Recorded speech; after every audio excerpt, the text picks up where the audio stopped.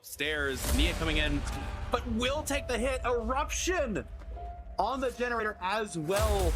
Eruption and Call of Ride. Nia does take a hit through the wall.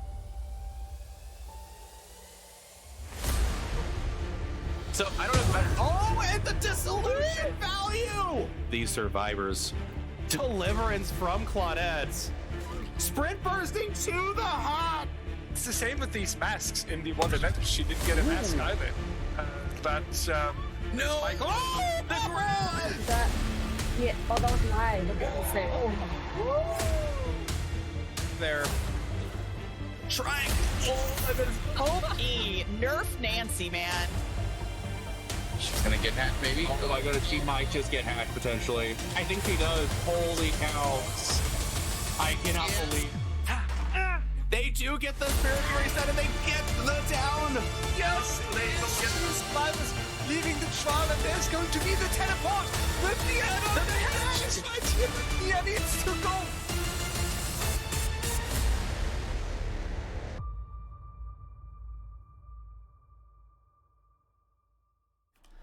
All right, and we are back once again, this time with Divine Dead versus Iconic. And I am joined here today by Avi. How you doing today, Avi? Doing fantastic. You know what? Weekends are supposed to be the weekends to sleep in, but to me, they're days to just watch very, very fun gamers playing it out here. So I'm doing well. I'm excited to watch this right now. Fair enough. I am too, and we are heading to the Wretched Shop where we are going to be seeing a mastermind from Divine Dead as they bound towards these survivors. We do see a corrupt intervention, and I think the mastermind saw what I did too, which was scratch marks heading towards the shack, and they are going to be in chase with the Nia. Oh, Shack and Mastermind. It's actually pretty fun to me, but you know, sometimes when they're too good, you cannot run that Shack that well. So this Nia kind of acknowledged that, but apparently that they want to save the Shack for another time and leaving this as well. Though there's no pallet here. It's like the red and zone. Mastermind gonna go for that one, potentially gonna follow up with an M2. Nia with a life to gain a little bit of distance, but it might not mean much. Mastermind trying to thread the needle, getting the hit there. A flashbang for a blind. Kate coming in for the body block, but accidentally body blocking the Nia instead. Dang, like Mastermind saying, just talking crap on that. Let's see if we can get another person here. We got Lori? No, I'm sorry. Yeah, that's Lori. Oh. Yeah, a little bit of an awkward setup, though, as we see there. Mastermind trying to mind game, using their power, just unable to get the hit. And looks like they will concede that chase on Lori, instead going for a hook. And for you keen-eyed viewers, you might just see that the Mastermind moving a little bit fast with the Survivor on their shoulder, in addition to a Scourge Hook Pain Resonance, as we see the damage generator score notification. Yeah, he's in a hurry to get on those hooks. I don't blame him. The time is, I was gonna say blood points, but in this case, it's just points.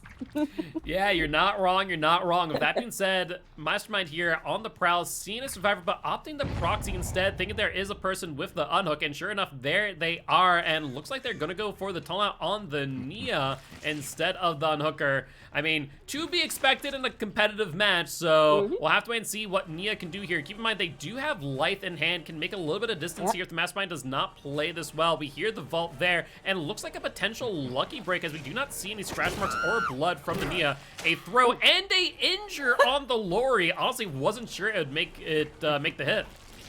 Yeah, he's like, get out of here, Lord. This is my Nia, but Nia making it away in time, and another person making a hit here.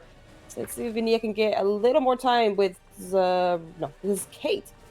Yeah, Kate trying to body block for the Nia. We'll see if it is at all effective as Kate now taking an injury. Lori healed again, but will have to soon inoculate themselves. And Nia with no life trying to fake out the Mastermind here, but Mastermind being very patient getting it down. Well done. Yeah, that was very well done by him, because that unless I think that wall is broken, that loop actually pretty strong. But well done with him being Wesker being the patient one getting here the tunnel out. Yeah, absolutely. And then another immediate down on the Kate as well. In addition to that, infecting them too. And one of the biggest things about Wesker, and a lot of people say it all the time, especially in pubs, they're one of the best killers to go for tunnels because it doesn't take long from the infection to get to that halfway point all the way up to full where they're going to be hindered. So Nia in a really weak position off the hook. So is Kate as well. Whichever one that the Mastermind wants to go for, I think they will get the down no problem. Yeah. Yeah, this hook was actually pretty okay for him to monitor, but we got Claudette ready to unhook and already being thrown against the wall here. See where we can go here. We're gonna.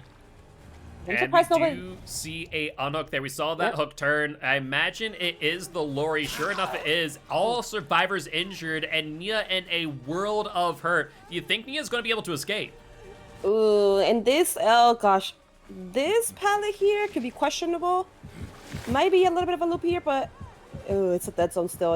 Either way, after she uses this pallet, we'll see. Yeah. She might, yeah. We see Nia trying to get this pallet, use the pallet, probably trying to get a life as well Yeah. if they are able to get the stun, but no options there. Mastermind going to make sure they have zero resources, zero choices here. And we do see Lori coming back in after inoculating and getting healed. Nia, though, kind of getting tripped up. No body block incoming. Lori Oh, God. going to be tripping them up at that tree, and there's the down. I think the tree was literally what was like blocking the block there. Like Lori was trying very hard, but that tree was just like nope. And sure enough, there's another hook. Nia sent back to campfire via the entity, and a Scourge Hook Pain Resonance on top of which regressing that most progressed gen, which is highlighted in yellow with Call of Brine to regress by 15%. Ooh. Yeah, we got technically three anti-gens and one speed to the hook perk. We got all the perks out, it seems. Yeah, as of right now, we are actually aware, as you said, of all the perks: Agitation, Call of Brine, Corruption Invention, and Scourge Hook Pain Resonance. The survivors are aware of these as well, so no end game or late game perks available. Mastermind trying to go for that double dash there to get a hit on the Claudette, unable to do so as they will end up vaulting and gaining a bit of distance here on the fun bus. Oh, fun buzz. So this is the buzz that we all know and love, and with the palette in there as well. Oh, I think that. Did they think that the window was there? Oh, No, just oh, a little no! bit of an aggressive swing, thinking that they're going to go for the window, but the Claudette extended his chase, especially as the Mastermind getting a little bit tripped up, it would seem. Yeah.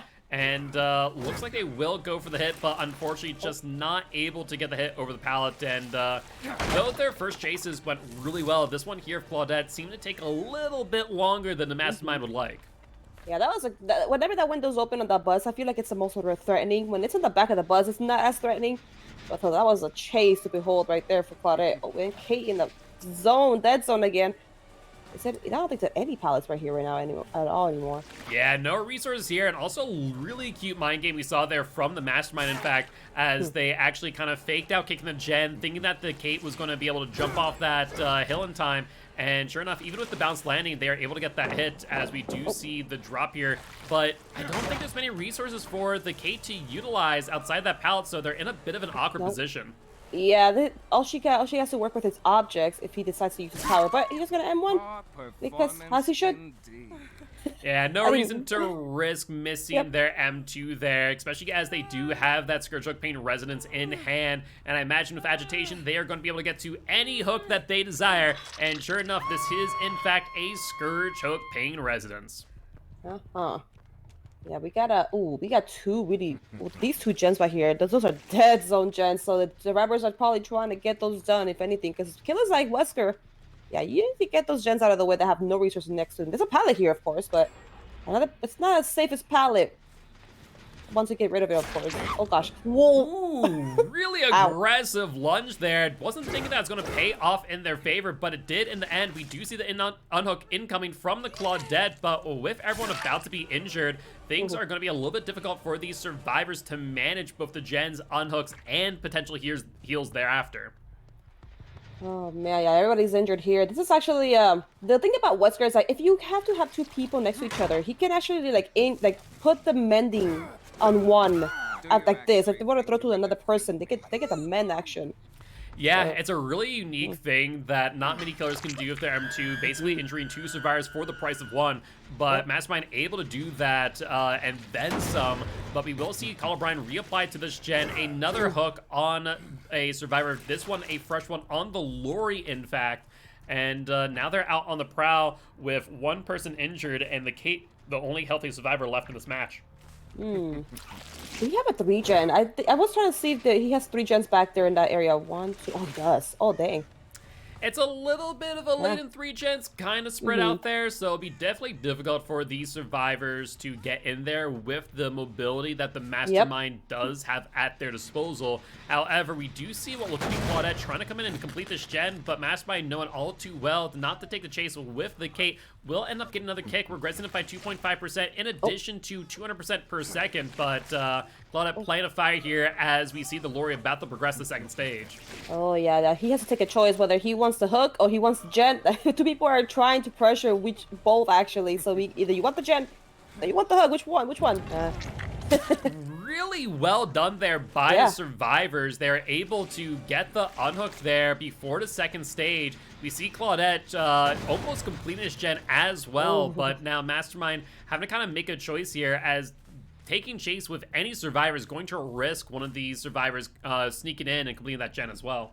Oh, yeah. Yeah, all you need to do is tap that gen. If there's another survivor, well, actually, no, there isn't, because one of them is dead, I forget. So the other 2 ran off, so the only one that's available is Claudia, who's running away from the gen as well. And looks like Lori getting a little bit of distance towards the shack. Another survivor here, I believe the Kate as well, who has since been healed. Surprised that they are making that choice, but we see scratch marks back towards the gen. Mastermind going to be dashing back, and there's the Claudette. They desperately want to get this down as soon as possible so they can at least reduce the amount of time that these survivors have to spend on these generators. Yeah, he's like, I gotta get rid of this gen gremlin here. He's the only one who's trying to do her best to tap that gen. Oh! Yeah, a little bit of locker tech there from the Claudette. They will end up getting grabbed. Do want to note, though, that the Lori, though healed, is now fully infected, so they will need to take some time to be inoculated, lest they do risk the Wesker one-shotting them with their power. You know, a side note, I just realized that whenever he takes out someone from the locker, he wraps them in his little whatever crap he comes out of his hand. Yeah, the Ouroboros tentacle. Yeah. Yeah. I just noticed that. But we saw that the Killer Instinct was over here. Scratch marks also showing that a survivor is here near the fun bus. The question is whether or not they're going to be able to capitalize off that information as both survivors are healed. Scratch marks heading towards the hill gen as well. Do want to note that was not kicked earlier, so it still is pretty close to being completed. And Mastermind may not have noted that, as only 2 gens remain. If that gen is popped off, I think the survivors do have a chance, though a slim one, of getting an escape via the exit gate. Yeah, I wonder if they 99 that gem behind Shaq, because they're all really focusing on trying to get this done. So, possible? I thought he was going to go check on it. But I think I would have, just to kick it, to get rid of the possibility of a 99. Yeah, it's hard to say. We saw the Wesker trying to fake that out there and not able to do so. Trying to get the double dash on the Kate, but once again, just narrowly missing. And Kate able to make a little bit of distance here, though Bounce Lane not getting a whole lot of value as we see Lori also crossing in front of that chase there. So Mastermind has a few different options for chases hereafter. He's going for Oh god, there's a lot of objects that she can potentially make him miss during his butt. Got the little swing of his knife, or blade even. Yeah, absolutely, but Kate going up onto a hook. I imagine it's going to be a Scourge Hook Pain Residence, and sure enough, this score event will suggest just that. The question is, what gen are they on? Wesker trying to figure that out as well, as they'll begin dashing around, seeing what the most progressed gen is, because it's no longer the one on the hill, and it looks like they have found the Lori, and potentially the most progressed gen, though, I don't know. It's possible Claudette might be on that gen behind Shaq that you mentioned earlier. Yeah, if I would probably try 99 there, because if anything, like, that one's almost done. Someone's actually on it at the moment. Oh, never mind, it's only 2 people now. I'm so bad at paying attention to that. Yeah, there's only 2 battling it out now, so I think you're right. It might be behind the Shack for now. Ooh. Oh my. Yeah, good hit there by the Wesker, knowing full well that even with that vault, they're able to get there, get that either over the window or the grab. Wesker, they're getting the grab, however, and that's going to allow them to drag them back towards this Scourge Hook, and that might just mean that the Claudette may not be able to complete the 4th generator here. Oh no, yeah, he's how fast this killer moves. I highly doubt she's still there. So yeah, I'd be leaving that area way before he even hooked. Yeah, I mean, but you were right on the money. These survivors trying to get that gen. We see Claudette going in for the unhook, trying to sprint there before the Wesker can reach them, and Wesker will prime their power, but opting to cancel instead, trying to play this nice and careful, lest these survivors get the best of him. Yeah, he has yet to break that the wall. I'm surprised. He's kept that up all game. Yeah, I think as far as Wesker's concerned, it makes a little bit of sense, especially in a scenario where you're able to get the injury either over the vault or through it, and True. if you don't, you can also always just vault it, and survivors don't really have many options at that point. We also see scratch marks here from the Claudette. Wesker knowing that she couldn't have gotten far thereafter, and so opting to slug for the 4K, especially if agitation, where you have that speed to get them to a hook, it makes a lot of sense. Very true. Yeah, they're just taking advantage of this building a little more, a little longer. Ooh, I think we're seeing a little copy again, just staying in here, see challenging Wesker, see how he can handle his ability here. Yeah, but Claudette trying to fake him out, get in the vault, the window, unable to make that happen as she will revault. And at this point with the infection, it's only a matter of time by the time Claudette goes down, because at some point they will be hindered and their movement speed decreased. And I don't think I've seen survivors run this area specifically, so they might have some resources, but not enough because he can vault those things. So only a matter of time before they can outrun him a little bit. Well, we'll see. And some mind games happening here at the LT wall, both trying to get the better of one another, but Wesker with their power trying to go for the double dash, unable to get the hit as Claudette did hug that corner pretty well, and still just going to be here at the LT wall. Do want to point out that Lori has been hooked twice, so even in the instance of a bleed out, they will in fact give Wesker full points here, and there's the down on the Claudette. Ouch. Yeah, pretty aggressive lunge to say the least, but it worked out in their favor. You know what? Whenever I see a killer who swings out a pallet, I'm like, all right, you know what? Respect. Yeah, you know, sometimes you just have to take the chance, and it paid off for the Wesker here today. Yeah. This Wesker did exactly that. It was like, frick the pallet, frick the wood. I'm gonna go for it. Exactly. Now it comes down to find Lori, lest they do bleed out on the ground. Doubtful that they'd be able to manage to escape via the hatch, but you never know unless they've been crawling their way that entire time. And Wesker had to be careful of that thought. We'll go back towards the shack just in case we see the suicide here. Sure enough, Claudette suiciding out and going back to the campfire via the entity, but no sign of the Lori here at shack. Potential adrenaline maybe, but I don't think that's gonna do much if the hatch is closed. Yeah, you're right on the money. There's adrenaline. There is a exit gate over there behind main. It's a little bit split, but I don't think it's going to be enough for the Wesker not be able to see which one they're on, and a full line of sight on that exit gate. The question is, can they get the same one there? And sure enough, they're they can. pretty good position. I'm doubtful that the survivor will be able to manage to escape at this point in time. Maybe with the like a tent with the 20 tech where you just open the gate for a little bit before the first light is on. He comes check on it. But the thing is that with Wesker, he's a giant terror radius. So even if you were to try and measure where he's at, where he's coming from, you can't really use that well because he might just come like he's just walking a little bit back and forth. He's not going entirely to the gate to check. Yeah, exactly. It's one of those things that it's on my wish list for behavior to kind of change, and so that, you know, the exit gates are not within line of sight. Right. Obviously, it might mean some map reworks to some degree, but like it's always heartbreaking whenever you're surviving the scenario. You're like, well, maybe if I do X, Y, and Z, and then you kind of look and go, oh yeah, never mind. There's no way. There's no way in hell that's gonna work. Yeah, me when I'm in this position when I'm like, okay, I got zero chance, like zero chance. I'll do totems. I'm gonna do totems. Why not? In pubs, it's very much that situation of, well, I guess I'm gonna search the chest for keys, I suppose. Yeah, there you go. That too. If you get lucky, then get the heck out of there if you can. But I forget that the hatch opening takes what 3 seconds, 2.5 or something. I forget exactly the amount. Yeah, for keys, it does take a little bit of time. It's not like too bad. If you are healthy, you can take a hit and still escape. But if you're injured, then you're in a bit of trouble. Yep. I opened the hatch once with the key, and I forgot about it. I'm like, oh my god, I was panicking because Caleb was like already on like 2 feet away. So, but it was actually first timer. Exciting. Look at now he has full sight of both. A little bit of positioning. He has perfect sighting. I was wondering, I was like, thinking to myself, man, this EGC's taken a while.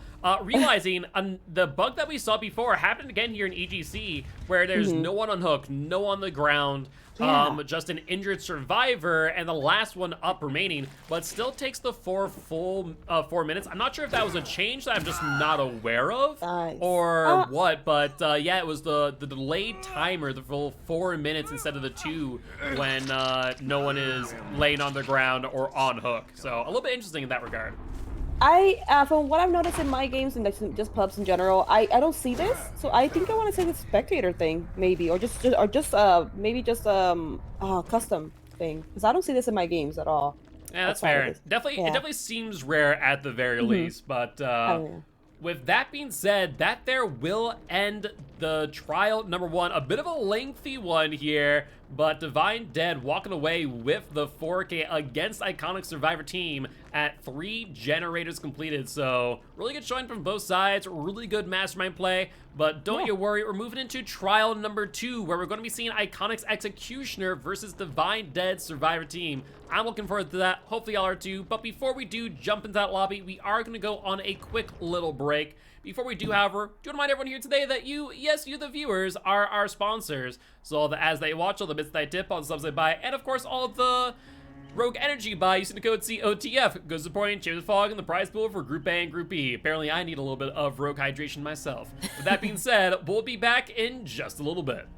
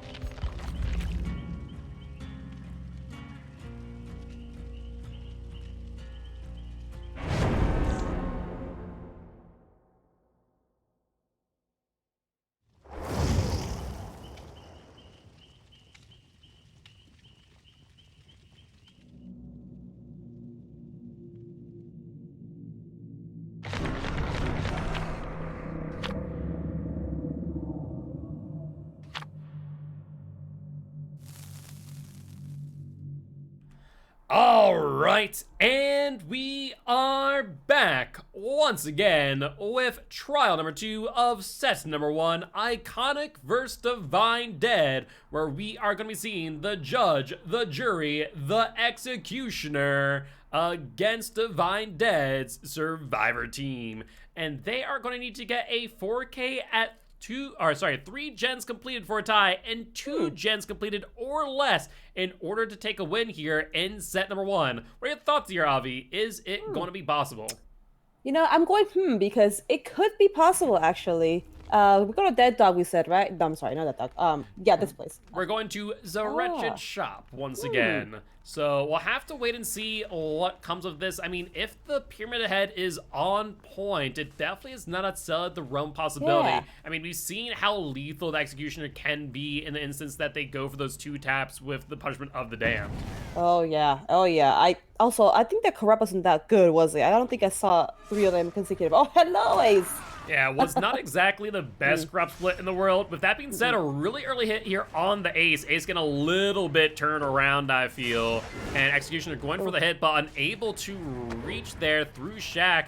And gonna be a bit difficult here to utilize their power, as with that basement stairs, it can be kind of difficult in order to get that hit. And Ace kind of realizing that Pyramid Head going for a very cheeky shot there on the left, but Ace knowing it all too well and makes their way away from Shaq. Yeah, with range add-ons to complement. Oh yeah, we gotta make some plays. But Ace is doing pretty dang well right now, avoiding every single hit. Yeah, I mean, realistically speaking, this is exactly what you want in a chase of the Pyramid Head, but we do see the down nonetheless. Pyramid Head being a little bit keen on the plays of the Ace, knowing that they're going to double back or do something a little bit funky, and this here will be the first hook of this match.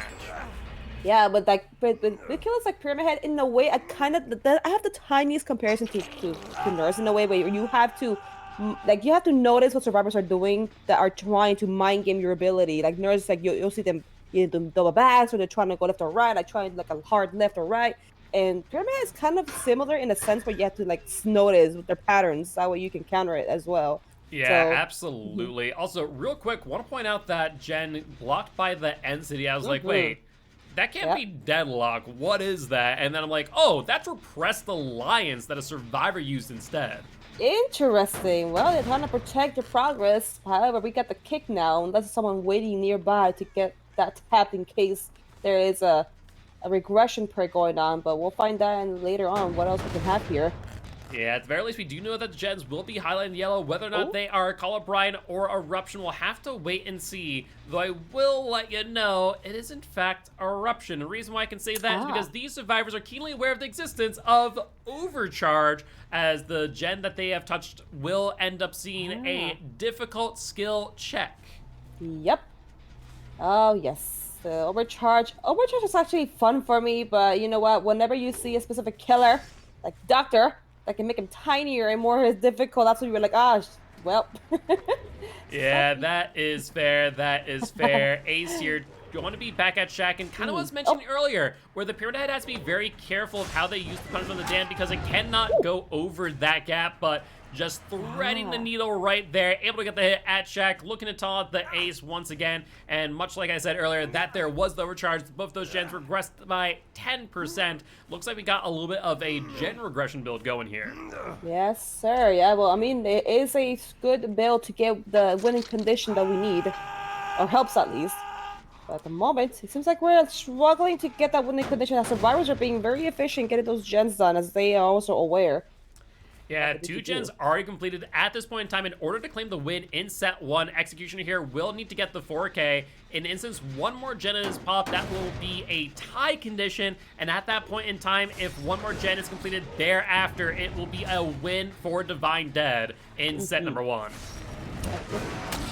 Oh, well done. Absolutely. Also, do want to point out for the people being used there in order for the Ace to be healed as quickly as possible in case the Pyramid Head did drop Chase here and went for the tunnel out. But it looks like they just are unable to connect here with the Punishment of the Damned, as this survivor here just going to be threading the needle, playing a little game of dodge the punishment here at this tile, but making some good distance. Yeah, Claudia being very slippery in that little tiny section of that tile, but here, oh no, there we go. Yeah, finally getting their number. Thinking about going for the cage there, but opting not to. Instead, going to be dragging them back to the hook over here. And we will see that there was no incapacitated survivors, though that there is a Scourge Hook Pain Resonance, regressing the most progressed gen by 15%. So like we said, very heavy in gen regression. Overcharge, Erupt Intervention, Eruption, Scourge Hook, Pain Resonance. So the gen's being hit by 10% off Eruption, 15% off of Scourge Hook, and then upwards of 200% from Overcharge, not including if they missed the difficult skill check.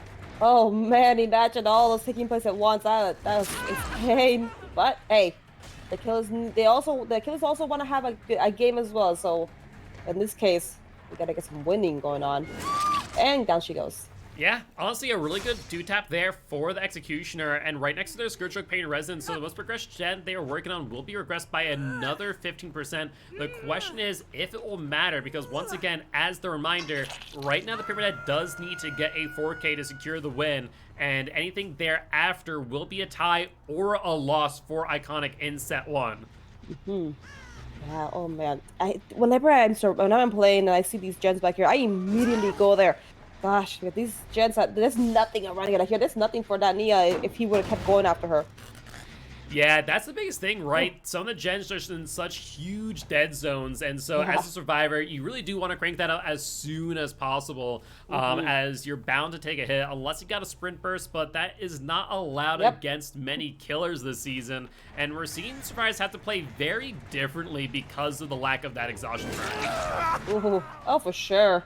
I mean, even personally, when I use Sprint Burst, I don't even use it correctly. I forget I have it and I use it immediately when I spawn into the map, so... Fair enough, fair enough. And, you know, sometimes there's some benefit in doing so, but Ace going wide around the shack, not want to be hit by the Punch of the Damned. This will be his last hook if they do end up going down. Some fake outs here by the Executioner and the Volpa, a late swing. However, Survivor on the Hook did progress the second stage, so it could mean that these survivors are sitting on gens as we speak, and sure enough, there it is, but Ace staying up in chase, and Pyramid Head with a blind shot with Punishment of the Damned, unable to connect. Holy cow, I was gonna say, either these two against each other right now have great ping, because that would have hit me. Both of those would have hit me at the pallet. Fair, but Ace dropping the tile instead, moving over to the next, and this a bit, you know, a bit unsafe, I was going to say, but Ace now on the truck side, making it that much safer, and we will see the down with the Punishment of the Damned, Eruption in the distance as well, and this here will be the last hook for the Ace sending back to the campfire via the Entity. Mind you, it is now a tie set. One more gen from Spires will grant them the win, but if in the instance the Pyramid Head is somehow able to bring this on back, that there will be a tie set, forcing a set 3, no matter what, where we will go to Leary's with a Ghostface mirror match. Oh, fun, fun, fun. Yesterday, Rue and I were saying that we're no longer going to be calling mirror. We're calling them extravaganzas. Fair enough, fair enough. A Ghostface extravaganza. Yeah. But blind there from the Firecrackers, from the Zarina, but Pyramid Head here had to be very conscious of the progression of these gens. I mean, they had some pretty decent progression before, and with 2 or more survivors, I guess 2 in this case, survivors sitting on the gens, it's almost a guaranteed completion, but Claudic going down very quickly, but there it is. 4th gen completed. That there will be set 1 in favor of Divine Dead. Do not worry though, we're going to be watching the end of this match as every point does count in the instance of a tiebreaker, but we also got set number 2, where we do got a Dead Dog Saloon, where we're going to be seeing Iconic play as the Vomit Mommy herself, the Plague. Ooh, Plague, okay, yeah. Yeah, I haven't seen a lot of Plague in a good bit, so...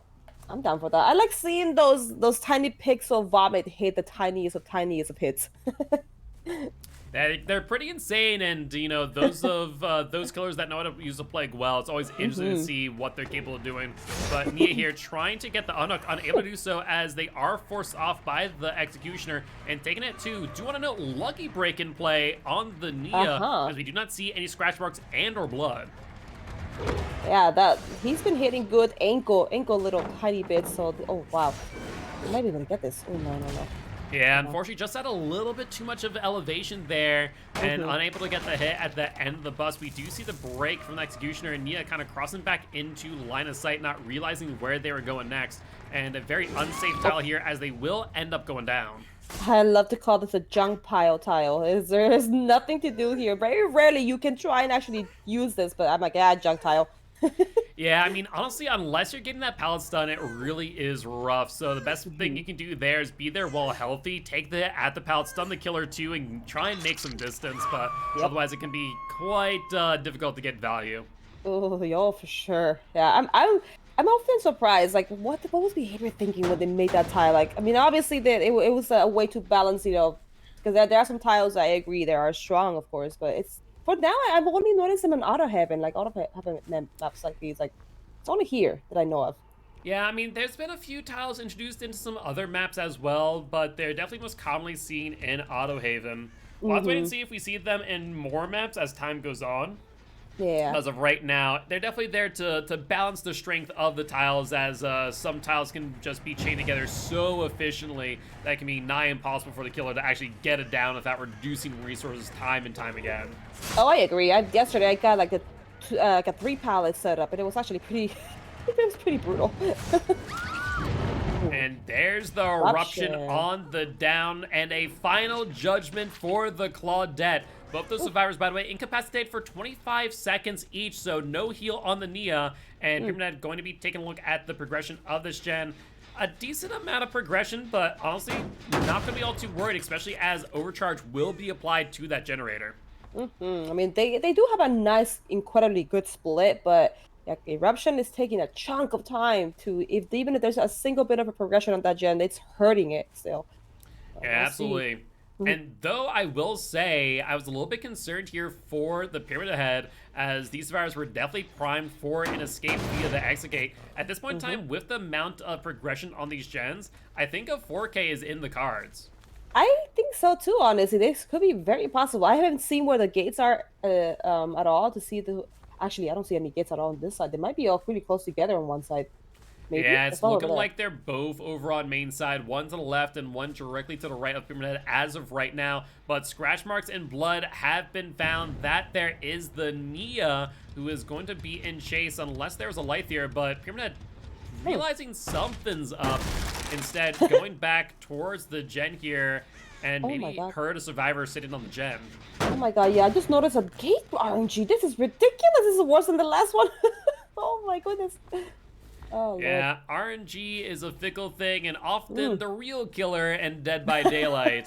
But Pyramid Head going to go back behind Shaq, checking out this gen. Nia still nowhere to be seen after that initial spot. And looks like there was someone back here, as we do see it no longer regressing. And we do also hear a noise notification in the distance. I think that's a missed difficult skill check from the Overcharge, regressing that gen by 10%. Yep, that is correct. And it looks like he's focusing more on the chase and the gen skill check. I forget how progressed that gen was, but if we can get that done while this shit's happening, there's anything to work with that is even.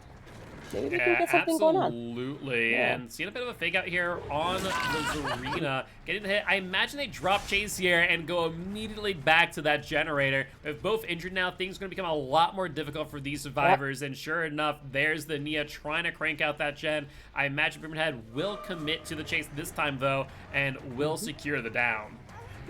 Yeah, definitely. This is going to be a... Actually, she's got a tally here, but... Oh, chopping wood here. Yeah, just a little bit of auto aim and a dodge there by the Nia, but once again, on this side of the tile, it's really unsafe, but another whiff too.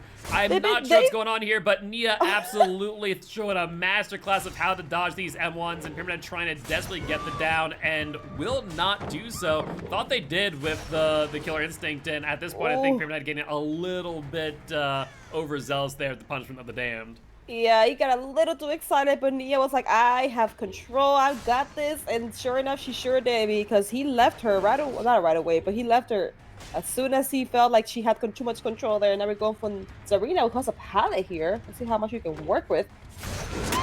And Oh. There is the eruption on the gens, the incapacitation on the Nia. And I think this here will spell the end of this match, as now Pyramid Head just needs to find the Nia, and being injured is going to make things that much easier. Unless she's careful on her distance, because I know she's pretty loud, but if one keeps her distance away from the aids of the ear, could potentially miss her by a tiny bit. Yeah, the distance in the game is actually 20 meters to be exact. So Pyramid Head here checking every nook and cranny to hear for grunts of pain, see if they can find any scratch marks or blood trails. But Nia doing a very good job, it would seem. And Pyramid Head, not wanting to waste time, will go for the pickup on the Zarina and drag them back closer towards the shack.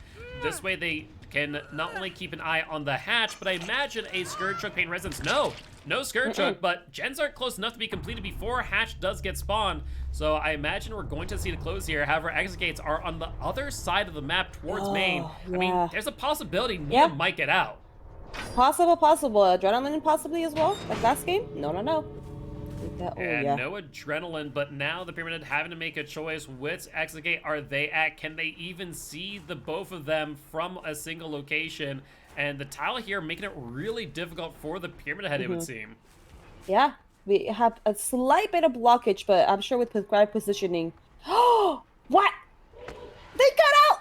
Nice! Yeah, Nia getting the escape via the exit gate, so one man out. I mean, Nia definitely not in a great position as far as points are concerned, but an out's an out, and at the end of the day, Divine Dead will walk away victorious in set number 1. As mentioned, we are going to be moving to set 2 now on the Dead Dog Saloon, where we are going to be seeing a Plague mirror match or extravaganza, where Team A, Team Iconic, will be piling the Plague against Divine Dead's Survivor team. So with that being said, we are going to go on a quick break, but before we do want to give a quick shout out to Pugdom. Pugdom is a Dead by Daylight competitive community very similar to Champs of the Fog. In fact, they are hosting Group B over on their channel and are getting very close to the finals of their season. So if you guys haven't already, make sure to stop on by, say hi, drop a follow too. Would be much appreciated, as their partnership has been a boon to us here at Champs of the Fog. With that being said, we'll be back in just a bit.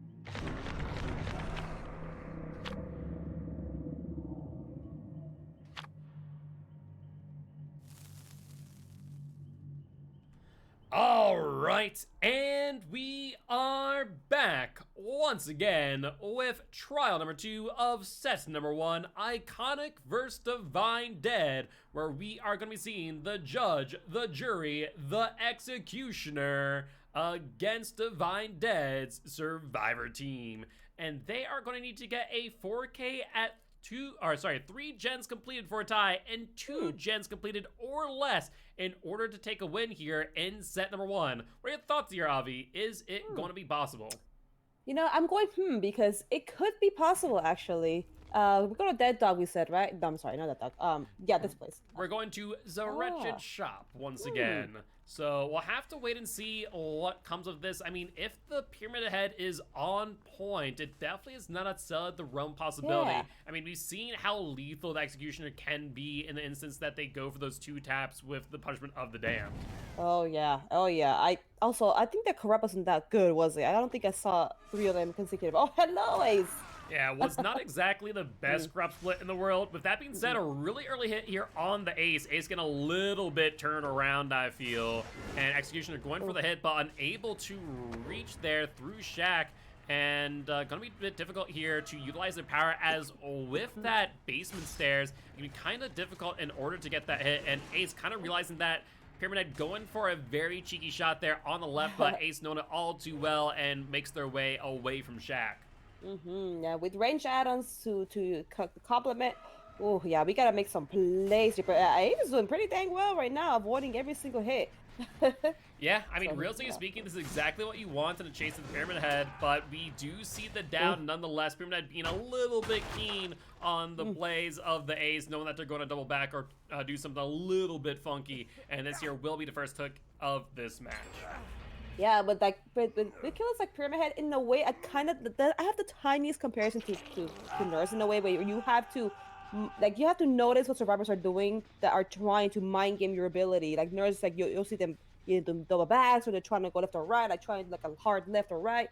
And Pyramid Head is kind of similar in a sense where you have to like notice their patterns. That way you can counter it as well. Yeah, So, absolutely. Also, real quick, want to point out that Jen blocked by the End City. I was like, wait, that can't be Deadlock. What is that? And then I'm like, oh.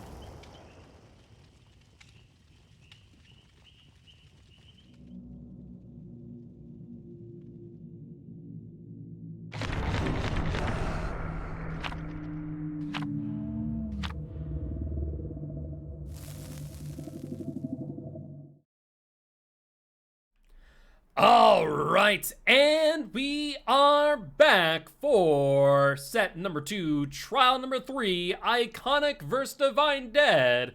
And Iconic will be bringing the Plague against Divine Dead's survivor team. Ooh. I'm excited about this. Yes. Whenever I go against a Plague, I'm just like, there's a lot of kills where you think, okay, I know how to play against this. With Plague, it's so, it can be so randomized because God, they have those very through the needle hits, and it's so tricky to try. You think you got it, and then they get that tiny little bit of pixel through that little gap. It's actually really fun to be chased by a Plague, though. So Yeah, let's I see would- how the survivors handle. Tend to agree, though. Plague here missing those pixels there, trying to get the infection on the gens.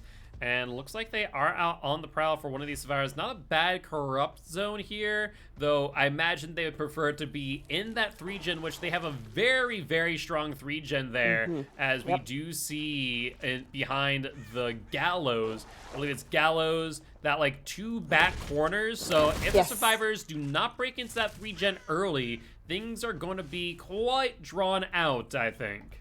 Oh man, when I spawn on this map, the first thing I do is check for that gen you just mentioned behind Gallows. I call that the cursed gen because there's nothing back there but one pallet, if even spawns back there.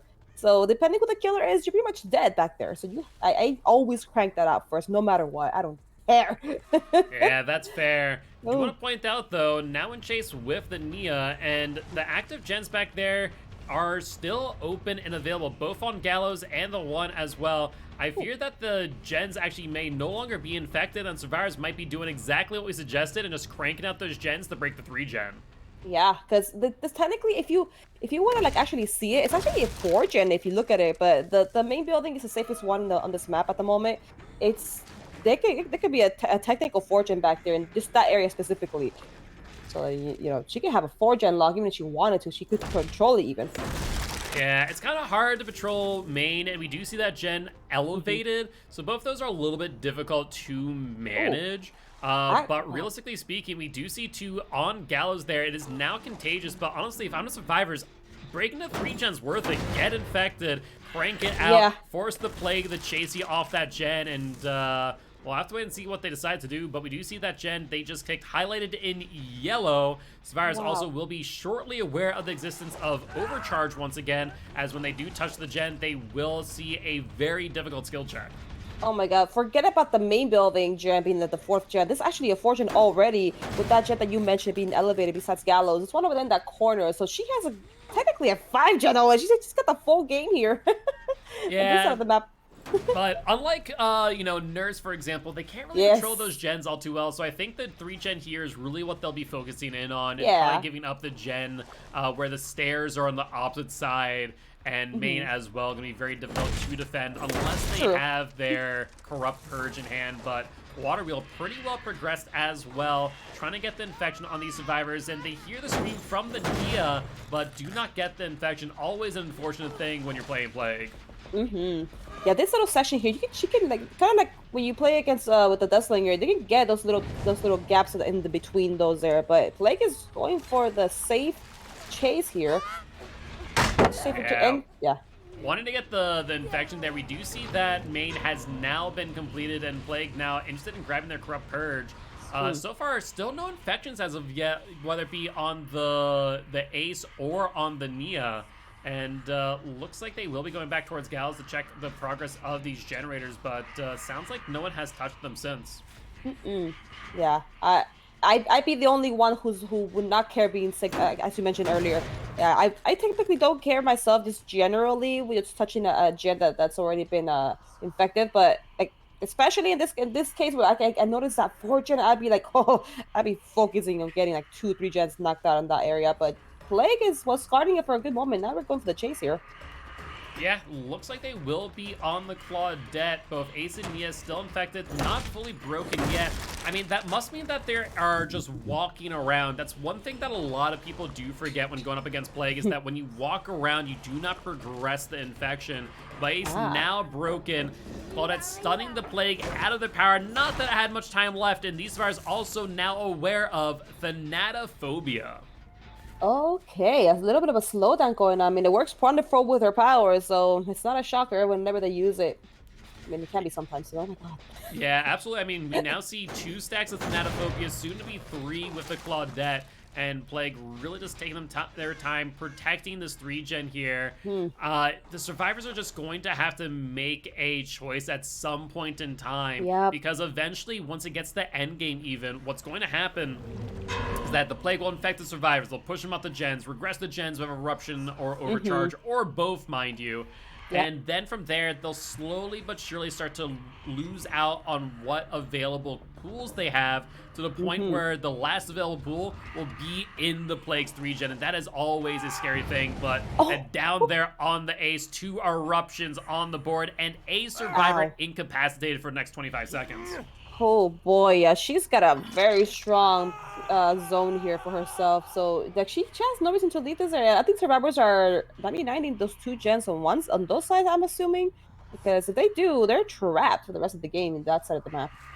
I mean, the problem is, and though I understand why people are like, well, you can't, play into the 3-gen, you can't complete all the gens. Like, well, it doesn't really matter if you, get all the gens or not outside that 3-gen. At the end of the day, just pop them, and then you need to just play really smart around that 3-gen later and kind of play it out. But Plague losing out on their power just in the nick of time for the Claudette. However, getting a kick in here, gonna be playing Overcharge and Eruption. But with Claudette already injured, Plague cannot leave it alone. Will be forced to go for the Claudette, though now they risk the 3-gen being broken into instead. Yeah, I was just about to say, yeah, she's actually the 99 this one. It sounds like it at least, but yeah, they're focusing for sure now on the other side at the moment. Yeah, she's being brave, leaving her 4-gen. She's focusing on this side, which only has 2 gens. It's not much of a threat back here, but she's she's going by that. They're running towards the red zone here. Yeah, and Nia, not knowing which side the Plague is on, will end up going down. Eruption once again being applied, 10% off those gens for a collective 20. And I imagine Plague will be dragging the Nia further into their 3-gen and checking Gallows to boot. Oh yeah, look at that. She's got 2 hooks. Technically, no, yes, she's got 3 in between her 3-gen back here. Good amount of hooks to guard everything for a while. However, some decent progression on this gen, but no Survivor insight. I imagine they left just a wee bit early to confirm that they would not get insta-down by the Plague. However, Survivor is going to be completing that 99 gen that we saw earlier, which was regressed by Overcharge and Overcharge and Eruption. And this gen here at Waterwheel, once again, going to be getting some regression applied to it. Yep. But we're getting the unhook here, but both will get... Well, yeah, now they're all down. Everybody's a 1 down here. Yeah, a little forgotten fact. It's not only the Corrupt Purge that goes through Survivors, but it is also the just plain old Infected Purge, which we saw there be able to apply through the unhook and onto this arena. Once again, getting an Eruption proc there, though no incapacitation this time round, so Survivor's going to be communicating and letting each other know when they went down before it happened. Oh man, it's I always do that thing whenever I'm with the Swift. I'm like, let me know when you go down. But a lot of my Survivor Swift, they don't know exactly what to say to go down. That's the unfortunate part. Now we got the 4-gen locked and loaded here after that gen has been done. So Survivors are stuck on this side. They have to really, really call it out to get these gens done. Yeah, it's going to be difficult to say the least. The question is if it will be enough in the end. Will the 4K matter? Even with 4 gens completed. And that's the biggest thing, right? You kind of take the risk playing into the 3-gen because now you're in that situation where all it needs to happen is for the survivors on the other team to just get that 5th generator, right? Oh, I see. So it's kind of going to be interesting to see here how it's going to play out. But Plague going for a quick shot there through the window. They see the infected Zarina and want to get that down as soon as possible. Zarina caught out though. No, it's Claudette. I saw the chase markers on the Zarina, so I assumed it was just them. But no, Claudette here as well, expertly dodging the purchase though before they do take it down. It was a beautiful crouch and perfectly timed and then dodging that pew, but we still got the little smack on the face here. Yeah, and unfortunately for the Plague, a little bit of a misplaced hook here, not really able to protect it in their 3-gen, but we see a survivor up there on Gallows. Looks like maybe a bounce landing, getting them out of dodge real quick, but not a lot of progression to be had. However, we haven't taken a look at the gens behind Gallows all too much, so there's a possibility that survivors might be there trying to complete it, as we do also see scratch marks here on the stairs. I agree. She hasn't really checked the one at the back outskirts. She's checked these, like the ones that are very much closer to her. But like you said, that one back there, the one that I call Curse Gen, and the one in the back corner by the tents, those have not been thoroughly checked. So they could be sneaking back there, just doing the gen peacefully, not even aware. They're not even aware that it's been done. Absolutely, but Plague gonna be infecting the gen here. We do see that no one has touched, at least no one infected. Could be the Ace trying to work on this gen, but no sign of them, as we will get some more infections and scratch marks at the shack. Trying to locate where this fire may have gone, but looks like they may have went towards the water wheel, and that looks like a Claudette over there by main. Yeah, no one in sight so far unless they're hiding in the bush. Very, very carefully there to try and avoid if they're trying to touch a gen somewhere. Yeah, everybody's running away from this area.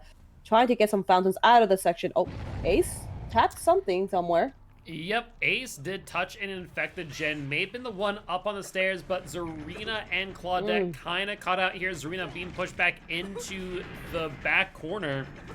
Oh, man. And unless they have a Lithe or something, ain't going to be much that they have available to them, as we do see Overcharge once again, but no incapacitation, so this Survivor team really on point with those callouts. Yeah. There we go. But she's got 3 hooks. She's just got nothing to worry. She got nowhere to go. She's putting it in a really good zone, too, because she can watch every... If she wanted to, she could just stand there in front of the hook and watch every single gen right here. Yeah, I mean, that's going to be the real important part, is that these Survivors cannot risk taking downs inside the 3 gen because of exactly what you said. And I believe we saw 2 Survivors up here. Ace taking the vault, another Survivor taking the drop down, another application of Overcharge and Eruption. Not to mention, Thanatophobia is just applying, I believe it's what, 22% slowdown on gen progression? Yep. Oh man, yeah. We're leaving the 4 gen zone area for a bit, but the chase unfortunately didn't last long enough to get in time to do some progression. So we'll see. We'll see now that she's a little farther away at least, but not enough. Yeah, I mean, at the very least, it's not going to be hooked in the 3 gen, so that is kind of the big factor here, where Nia was able to get away and make a little bit of distance, making it harder for the Plague to pressure the unhook. But Claudette dropping down off of Gallows, not a lot of progression to be heard, and on top of which, not a lot of distance gain, but Plague convinced there's someone back here, because they do see that infected gen and a head-on, I believe, from the Zarina, but the question is, will it be worth it in the end? It was a very fast head-on too, so good for her for getting that head-on right away. But, oh gosh, but this pallet can be a little tricky to mind. Yeah, we got there in the back here. Yeah, on top of which, just no gen regression perks here, or not gen regression, but exhaustion perks here for that Zarina. No life, no nothing to really get them out of dodge, since the Plague saw full well that was in fact a head-on. Yep. Oh, got stuck on the stairs there.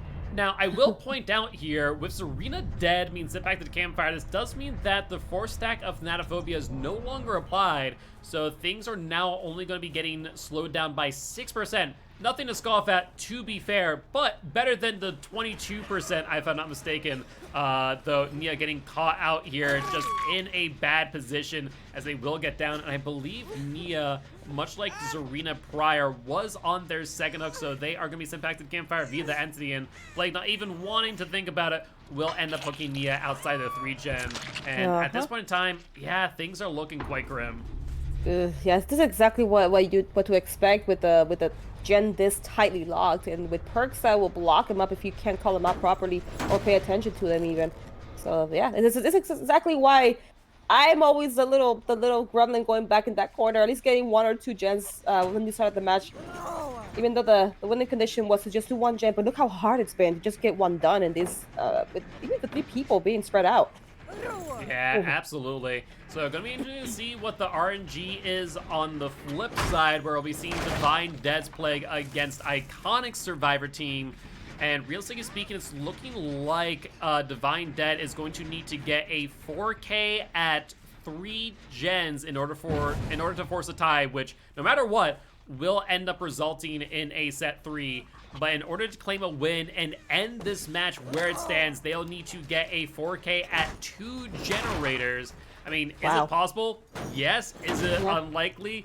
Also, yes, we saw the same win condition for a Wraith in our last match today, and they went for the slug play. But as far as trying desperately to get this gen completed, if they are able to, that's going to put them in a much better position. Yeah. The Gallows is the closest and most threatening to the Plague at the moment, so we'll see if that makes her want to just pay attention to the Gallows a lot more, and maybe possibly a Survivor. Whenever I see a killer who pays more attention to 1 gen then that's the time to go for another. As much as it hurts to just start another one all over again, that has been the play most of the times in my game. So we'll see how the survivors decide this. Oh, yeah, she's Yeah, affecting a lot of them. absolutely.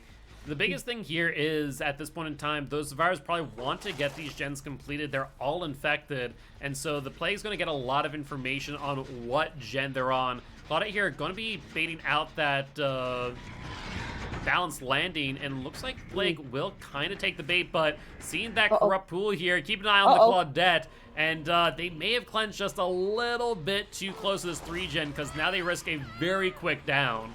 Yep. Oh my goodness. No pallet here either. No pallets anywhere, I don't think. Oh, there we go. And eruption too to kick it off. Oh, Ace Lord. on the gen, trying to get some progression. Just maybe a misplay there on the cleanse, honestly, because at the end of the day, it really didn't make much of a difference. And that there will be the 4K in favor of Iconic's Plague. Though Plague gonna first have to make their way to a hook. So, but I do think they'll be able to make it here to the center loop. They will. They might. I don't know if for Claudette they might have a hook nearby, depending on what she. Oh, she went down over here. Never mind. She's good. Yeah, she went down in the 3-gen, so there's a plethora of hooks to choose from, not including basement itself. True. But with that being said, that there will be the end of this match. So congratulations to Iconic for protecting that 4-gen. Honestly, I was thinking that that gen on the top of stairs was going to be a lot harder to protect, but no, you were right on the money. That was pretty efficiently done by the Plague. Yeah. So GG's to both teams, and we're going to be going to trial number 3, or number 4 rather, of set 2.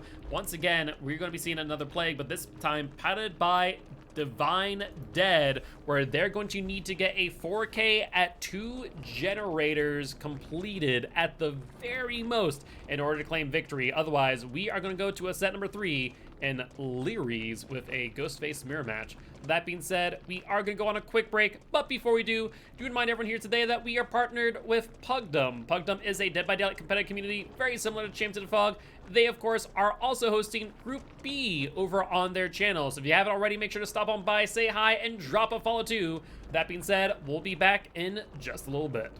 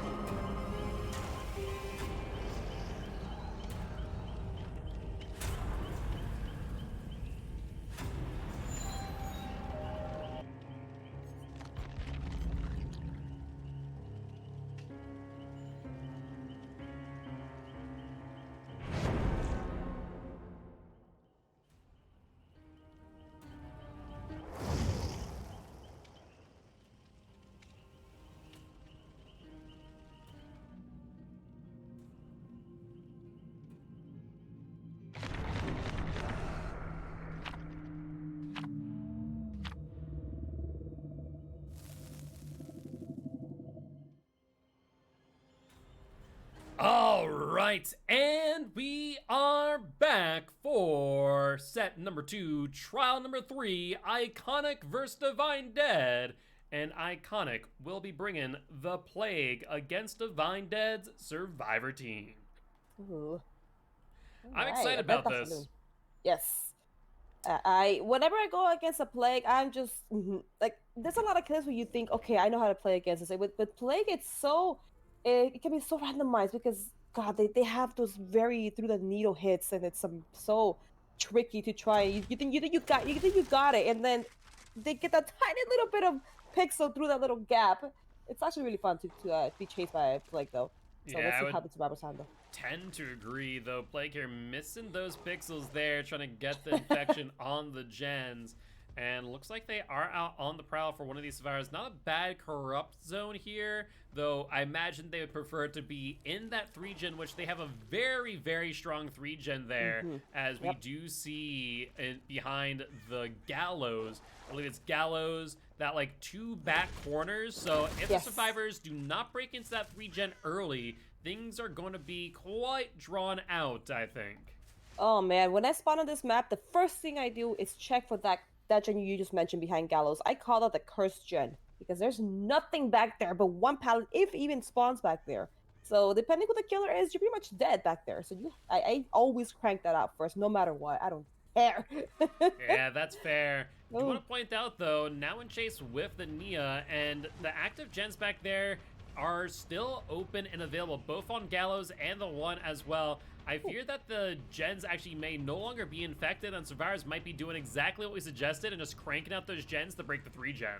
Yeah, because this technically, if you want to like actually see it, it's actually a 4-gen if you look at it. But the main building is the safest one on this map at the moment. There could be a technical 4-gen back there in just that area specifically. So you know, she could have a 4-gen lock even if she wanted to. She could control it even.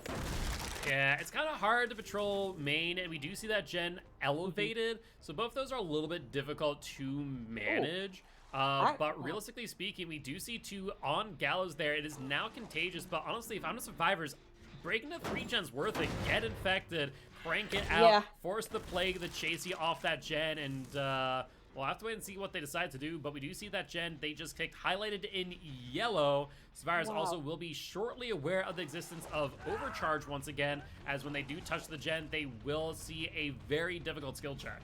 Oh my god, forget about the main building gen being the 4th gen. This is actually a 4-gen already with that gen that you mentioned being elevated besides Gallows. It's one over there in that corner, so she has technically a 5-gen already. She's got the full game here. Yeah. This side of the map.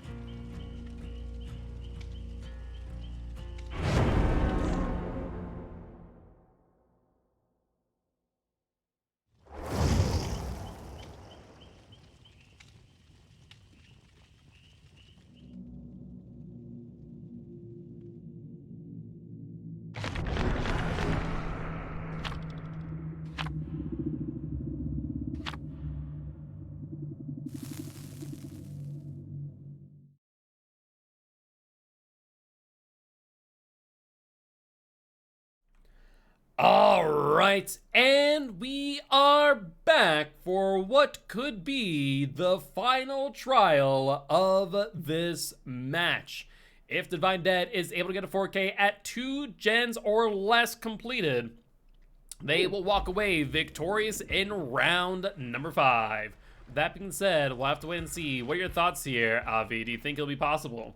Oh, we'll see, because it can and it can at the same time. But man, if it was like that game, like that last game with the really hardcore RNG, maybe it could have been possible. But we see it changed up a lot this time around for sure. So if survivors are very organized and call it out, we'll see. Depending on the perks, of course, we'll find out. Might be, might not. Yeah, we'll have to wait and see. We see the Plague doing kind of very similar process, going around to the active gens and infecting them so they can get a little bit of information and potentially some early information and potentially a down. But we'll have to wait and see, as so far the Plague just searching all around, infecting even the furthest of lockers, just in case that they might be hiding inside them. Yeah, look, this time there's no cursed gen, so they are safe from an unsafe gen to complete, but we still got a good area to log the 3 gen if this Plague wanted to. Actually, it's not as tight anymore compared to the last game, but we still got some sections like back there by the water tower. There are some positionings if she decides to do it, but yeah, right now she's just combing through. No one in sight so far. Yeah, looks like these survivors just trying to wait out Corrupt Intervention if at all possible. And so far just hearing 0 active gens whatsoever. No progression on the gens. Plague even returning to these gens that they infected earlier, if them still infected. And just no sign. I wonder if maybe the survivors are hiding out in like basement or something at this point. I wonder, they're doing a little dance down there. Yeah, there's nothing, like, there's no gen progression. I mean, over here, they can't do anything, of course, but, like, if she would just hang out by the main building area in that little corner and see if any gen gets touched. But so far, like, yeah, I haven't seen nothing like it. Like, no one's touching it, like you mentioned. No one's there to do anything. I wonder if they're literally just waiting out because is there a timer for, I forget, is there a timer for Corrupt, or do you have to down you somebody? don't see it as much anymore, but there is, in fact, a timer on Corrupt. It's 2 minutes, and it has since passed, as we see the entity blockers have been lifted. But Plague still just trying to find their first chase here, and opting not to do any home remodeling here. Instead, going to just be going to the gen and continue their rotation. They're just going to keep them infected as long as possible. Their add-ons are allowing them to keep them infected that much longer, too. So, I mean, technically speaking, as long as the Plague continues this rotation around Dead Dog, they'll stay infected pretty much indefinitely. Yeah, I mean, like, so, like, no one has touched anything yet, unless they are touching the ones that haven't been infected, of course, but these survivors literally waited out the whole Corrupt just... Well, hold on. Oh, and there we go. That's Ania, and she has crows on her. Apparently, they were not moving at all. But we will see an infection there from the Plague, and as expected, they will drop the chase. They really just want to get these infections, get some early injures from their power. And theoretically speaking, like we said, if they just continue this rotation, eventually everyone will be infected. Everyone's going to be broken. They're going to have to start cleansing. And I think this is going to be a slow and methodical playstyle, very similar to what we saw with the Wraith in our last match today. Which if you did miss that, it is both on our VODs as well as will be over on our YouTube channel. So these survivors do have to make a choice, though Nia now exempt from that choice as they are infected themselves. So this is where gens will start to see some progress. Yeah, we'll see, because no one has yet to touch anything at all. Nobody is daring to touch the infected. There we go. We got Adam. Yep, there we go. It's only a matter of time, and sure enough, that's the Adam. And looks like the Plague opting to drop the chase with the Nia now, given that fact. And looks like they are now in chase with the Claudette instead. Yeah, we are. They're avoiding, at least the rest of the survivors, they're like avoiding any touch of any vomit. Like, they've avoided that window, which, you know, honestly, not a terrible idea in the way. Oh, we got hit. Probably nice. So where should go now? I do want to point out that these fires are keenly aware of a second perk of 4. That is the Natophobia, as it's currently slowing down the generator by about 6%. Though Nia here in a bit of an awkward position at the water wheel, Bloodlust on the Plague. You're gonna have to be very careful here, but will end up taken down through the life. Damn. That must have been a hard, nice little hit to deny that life. Yeah, absolutely. With that being said, Plague looking around, seeing about if they can find another survivor on a gen. As of right now, the only survivors that could be on a gen would be Adam, maybe Claudette, though I would say that the infection on the gens has probably dissipated now, so Ada might also be cranking out a gen here and there. Yep. They get the pick and chooser. Oh, we got a pullback here, but yeah, they could be anywhere. Like all the infections may be down at this point, so they could be. They have a good. Funny how once last match we had all the gens on one side, and this match we got all on that side at this time. Yeah, absolutely. Plague trying to get a vomit there up on the main building. A gen completed behind this sheltered area. Oh. That's the Ada too, who has yet to be infected, and now we're going to see a full stack of Natophobia slowing down the gens by, I believe, around 22%. Ada narrowly dodging the hit, but another gen being completed. However, we're now in a really awkward scenario for these survivors. Plague needs to avoid a single gen from being completed. However, they now have a slug next to a hook. Going to make it very difficult for these survivors, though Plague can't leave them on gens for too long either. Yeah, we just one of them got second hook. That was Nia, if I remember correctly. Nia on second hook now went second phase, and still on the ground. Claudia was trying to sneak in for the underhook, but if this play guards that really well, they will not be able to get in their power again once again back here. Yeah, that's going to be some more time. We do see the infection now on the Claudette. They might go for the quick pickup here on the Ada, but looks like they won't be able to do that in time, though. No clue of where they may have gone. We do see Ania as well. Looks like they are going to opt to go for the tunnel out. Ada back up off the ground. Must have gotten picked up by the Claudette, as they are also not infected now. However, if Claudette gets infected, that will once again give them 4 stacks of Natophobia, slowing things down. I mean, this is going to be a really, really interesting match, and there's a lot that's going to determine who will be the winner here in set number 2. Yeah, I like to call this a tug of war, because they're both fighting back and forth. So yeah, so far, it's anyone's game at this moment. It's anyone's game, because we got a kill right now, but that gen's almost done. We'll see. Nice. And nice. threading the needle there in Gallows. Beautiful. We saw the Plague trying to figure out what they could do. There's the blast mine that you were asking for last game. You do get it here this match, though we will see that gen highlighted in yellow. The question is that a Call of Brine or Eruption? We'll have to wait and see. Oh, Adam, you are on my good person list. Oh, lordy. I love the blast mine. Yeah, absolutely. However, scratch marks here from the Ada, still injured from before. Once again, do want to point out Natophobia weakened, only a max of 6% gen progression slowdown in comparison to the 22% that it previously had. But these gens pretty close to completion, so Plague gonna have to be playing very careful here, lest they end up with a tie set and forcing a set 3 in Leary's. Yeah, you know what? Deep down, I kind of want to see that, because I love Ghostface. So deep down, I'm like, you know what? I wouldn't mind. That is fair. That is fair. Well, these two survivors up off the ground, and Adam on the hook. Plague now with their power in hand. They're going to be careful with this unhook. If they do go for it too aggressively, it might cost them. But Plague concerned about this gen back here, and for good reason, as 3 cylinders are going. The 4th one just starting. And the question is, who might be here? I want to say it is the Ada, as we see the Claudette getting infected from the unhook on the Adam. Oh, yeah, they got 3. Okay, well, Claudette's slowly going to become downable as well. So everybody needs to... Oh, there we go, another down here. Let's have to decide whether to stay injured or cleanse, but that's just going to give this Plague a lot more power to get their win condition much faster. Yeah, at the same time, Thanatophobia not doing as much work, and so they might just jump on that gen that we saw earlier, which was hit by Call of Brine, no longer applied though. And so if they double up on that one gen, by the water reel, by the unhook, I mean, it's possible they might get it, but Plague taking their time, trying to apply some regression to that gen, not wanting them to do the same here. And now at this point, it is a race against the clock. Yeah, if I remember correctly, there was like 1 or 2 more gens that had really good progression. However, Call of Brine was affected, was put on them, unless it tapped it. But it looks like that gen died. That was really progressed. That one died down with Call of Brine. That one was really progressed at some point. Yeah, look, there you go. Yep, Oh, and now wait, there's the down. Oh! Play cannot go for the pickup. Play cannot go for the pickup. They need to go back for the unhook because the gen next to the unhook has a ton of progression. So I gonna be agree. interesting to hear. There's the stun from the blast mine.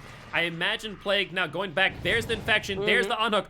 If Plague does not go back, I can guarantee between the hook time and the travel no. time back to the gen, it will be the third gen completed, forcing a set 3.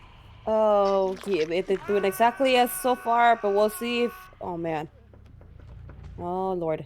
I mean, Colubrine had a full 60 seconds on the gen, so yeah, that's a lot of time, a lot of regression, but I still fear it might be enough for a 2-man on that gen to complete it before Yeah. long. Especially now that she took this alternate route. She came to check on this instead of going straight back there. Oh, no, they went for the unhook. At least one of them did, but we see the Claudette, we don't see the Ada.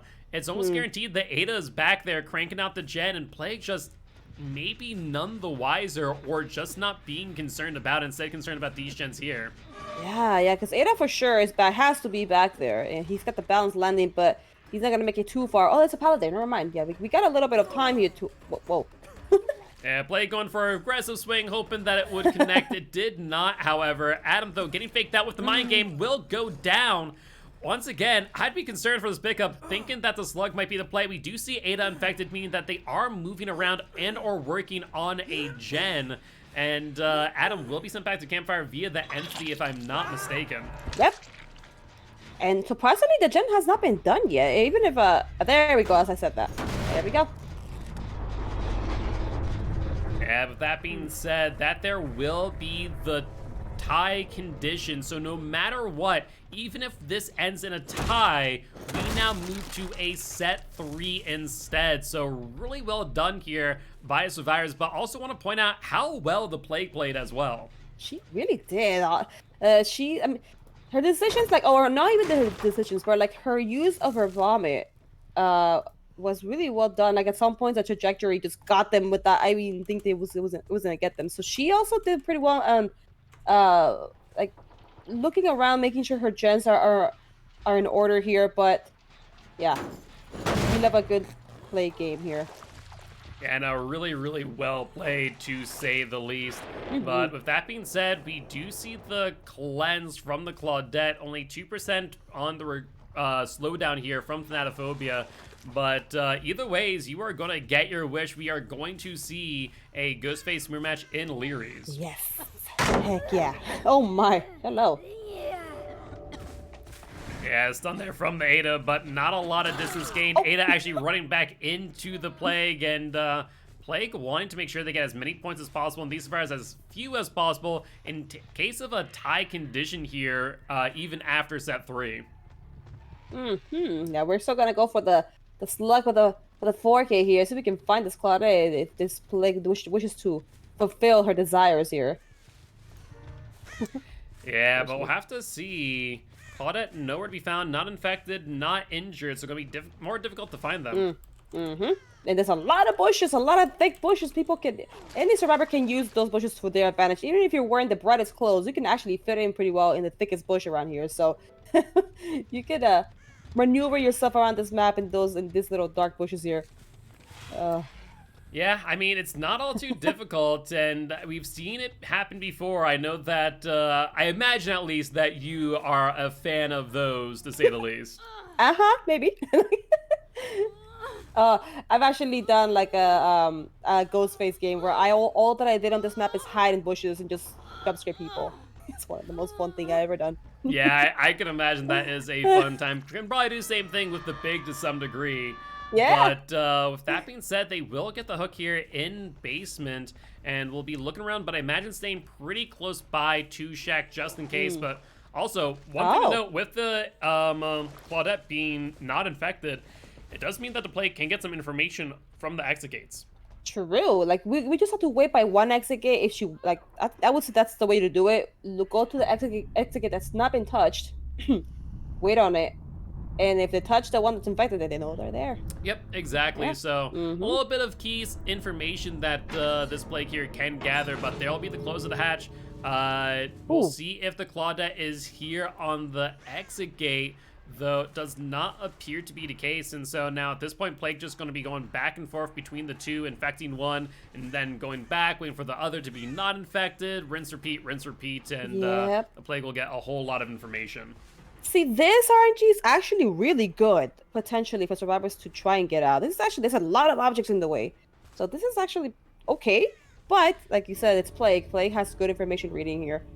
So, Yeah, and really Yeah. it comes down whether or not this Plague understands how long their infection will last on the exit gate. Because if they wait too long, the Claudette will be able to escape via the exit gate. But if they go too short, then... there it is. Yep, Claudette has been infected. The question is, did they sneak on behind the Plague? Oh, Oh!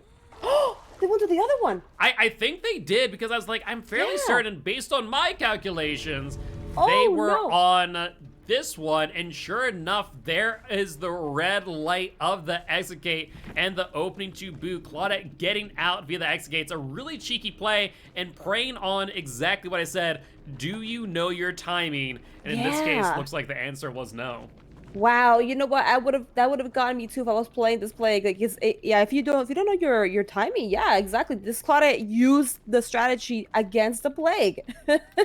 Yep. But Look with at that that. being said, really well played by both sides. We are now going to be going to a set 3, if I'm not mistaken, as this does mean that Iconic has 1, set 2, Divine Dead 1, set 1. Set 3 is going to become the determining factor of this match, and we are going to go to Leary's, where Divine Dead will be killing against Iconic Survivor Team as the Ghostface. With that being said, we are going to get that lobby set up in just a few moments, but before we do want to remind everyone here today that you, the viewers, are our sponsors. So that as they watch, all the bits that I tip, all the subs they buy, and of course all the Rogue Energy you buy using the code COTF goes to supporting Champs of the Fog and the prize pools for Group A and Group B. With that being said, we'll be back in just a little bit.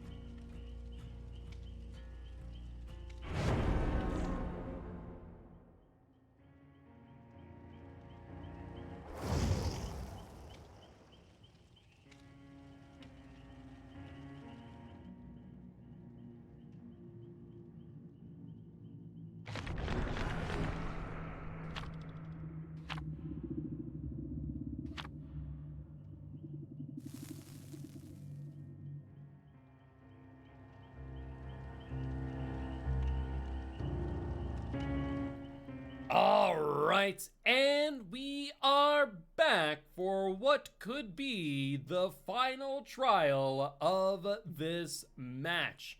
If Divine Dead is able to get a 4K at 2 gens or less completed, they will walk away victorious in round number 5. That being said, we'll have to wait and see. What are your thoughts here, Avi? Do you think it'll be possible? Oh, we'll see, because it can and it can at the same time. But man, if it was like that game, like that last game with the really hardcore RNG, maybe it could have been possible. But we see it changed up a lot this time around for sure. So if survivors are very organized and call it out, we'll see. Depending on the perks, of course, we'll find out. Might be, might not. Yeah, we'll have to wait and see. We see the Plague doing kind of very similar process, going around to the active gens and infecting them so they can get a little bit of information and potentially some early information and potentially a down. But we'll have to wait and see, as so far the Plague just searching all around, infecting even the furthest of blockers, just in case that they might be hiding inside them.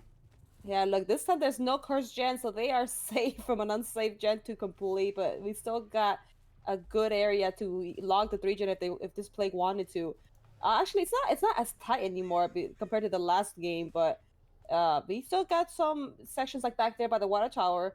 There are some positionings if she decides to do it, but yeah, right now she's just combing through. No one in sight so far. Yeah, looks like these survivors just trying to wait out Corrupt Intervention if at all possible. And so far just hearing 0 active gens whatsoever. No progression on the gens. Plague even returning to these gens that they infected earlier, if them still infected. And just no sign. I wonder if maybe the survivors are hiding out in like basement or something at this point. Wonder, doing a little dance down there. Yeah, there's nothing, like, there's no gen progression. I mean, over here, they can't do anything, of course, but, like, if she would just hang out by the main building area in that little corner and see if any gen gets touched. But so far, like, yeah, I haven't seen nothing of it. Like, no one's touching it, like you mentioned. No one's there to do anything. I wonder if they're literally just waiting out because is there a timer for I forget, is there a timer for corrupt, or do you have to down somebody? You don't see it as much anymore, but there is in fact a timer on corrupt. It's 2 minutes and it has since passed as we see the entity blockers have been lifted. But Plague still just trying to find their first chase here and opting not to do any home remodeling here. Instead, going to just be going to the gen and continue their rotation. They're just going to keep them infected as long as possible. Their add-ons are allowing them to keep them infected that much longer too. So, I mean, technically speaking, as long as the Plague continues this rotation around Dead Dog, they'll stay infected pretty much indefinitely.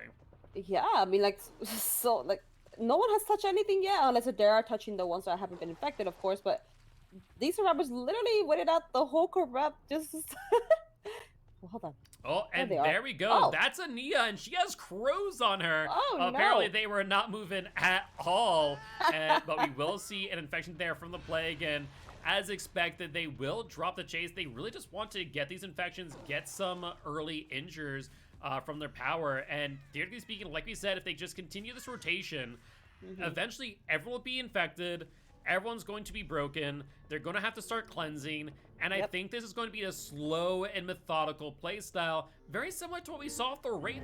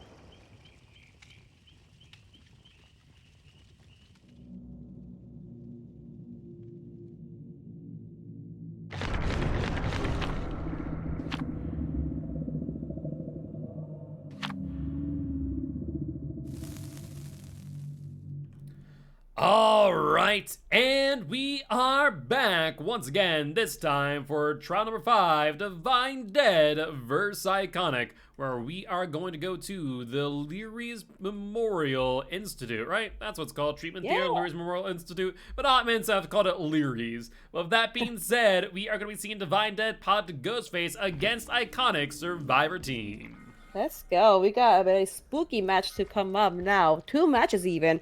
So I'm ready. You know what? This games like this, where I would love to just. I know it's not gonna happen, but just this time I'm like, I would love to hear the comms in this one with the spooky Ghostface here sneaking around in this map. I would tend to agree. Like, a lot of people do not understand, like, on indoor maps, Ghostface really does reign supreme. We don't see Ghostface unless we are on Lyri's, and for good reason. It just is very difficult to navigate the map.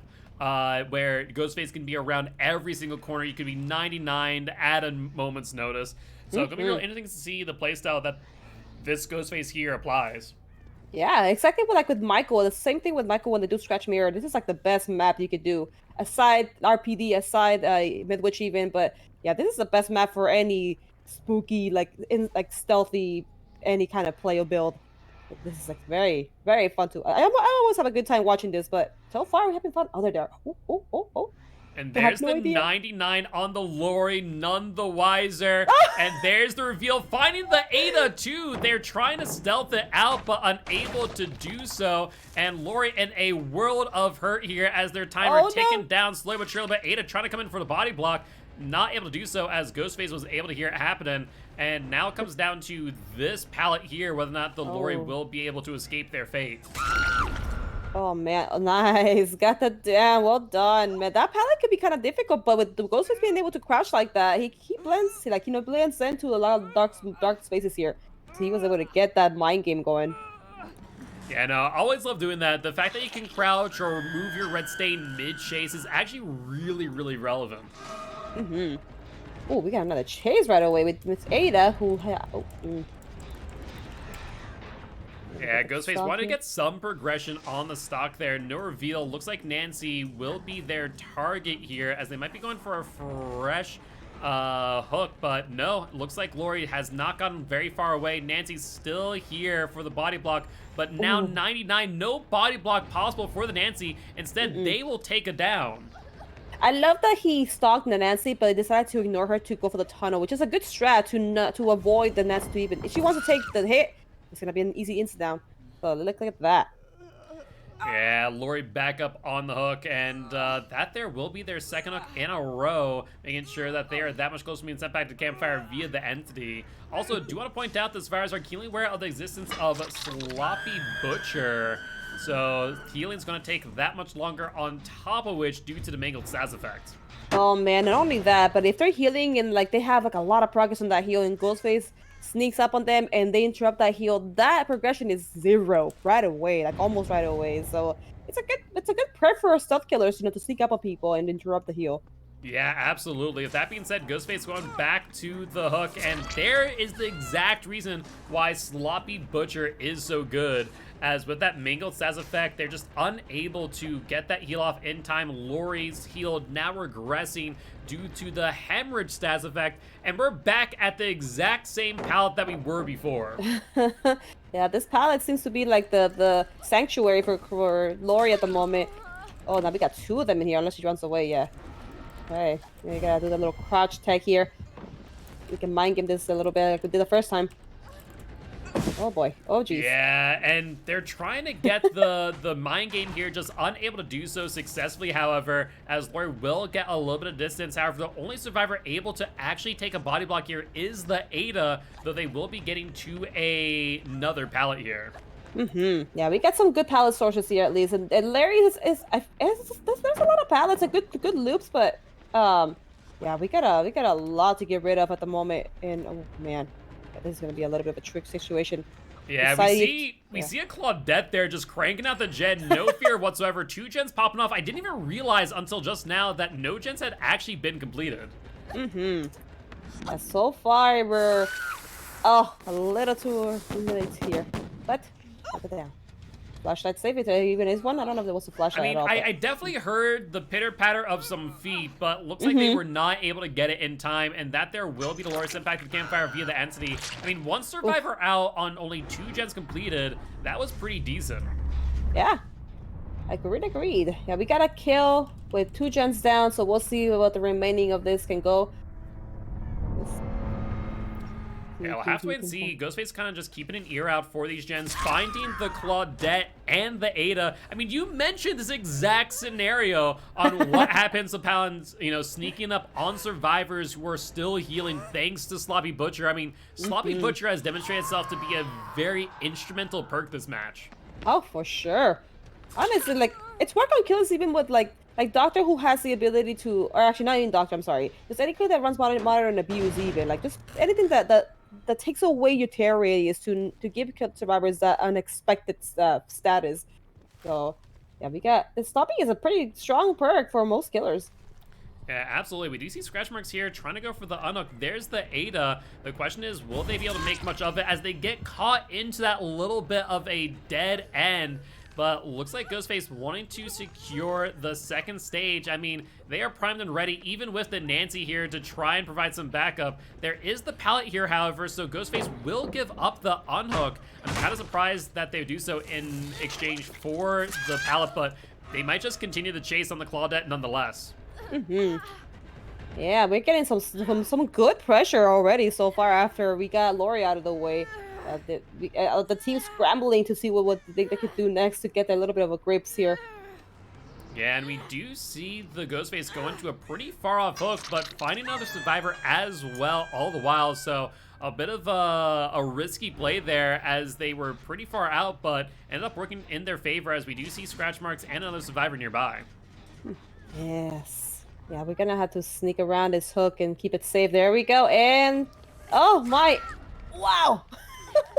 Yeah, very aggressive lunge there on the Claudette, leaving just the Ada up and able. The question is, will the Ghostface be able to find them before they're able to sneak on in for the pickup and or unhook?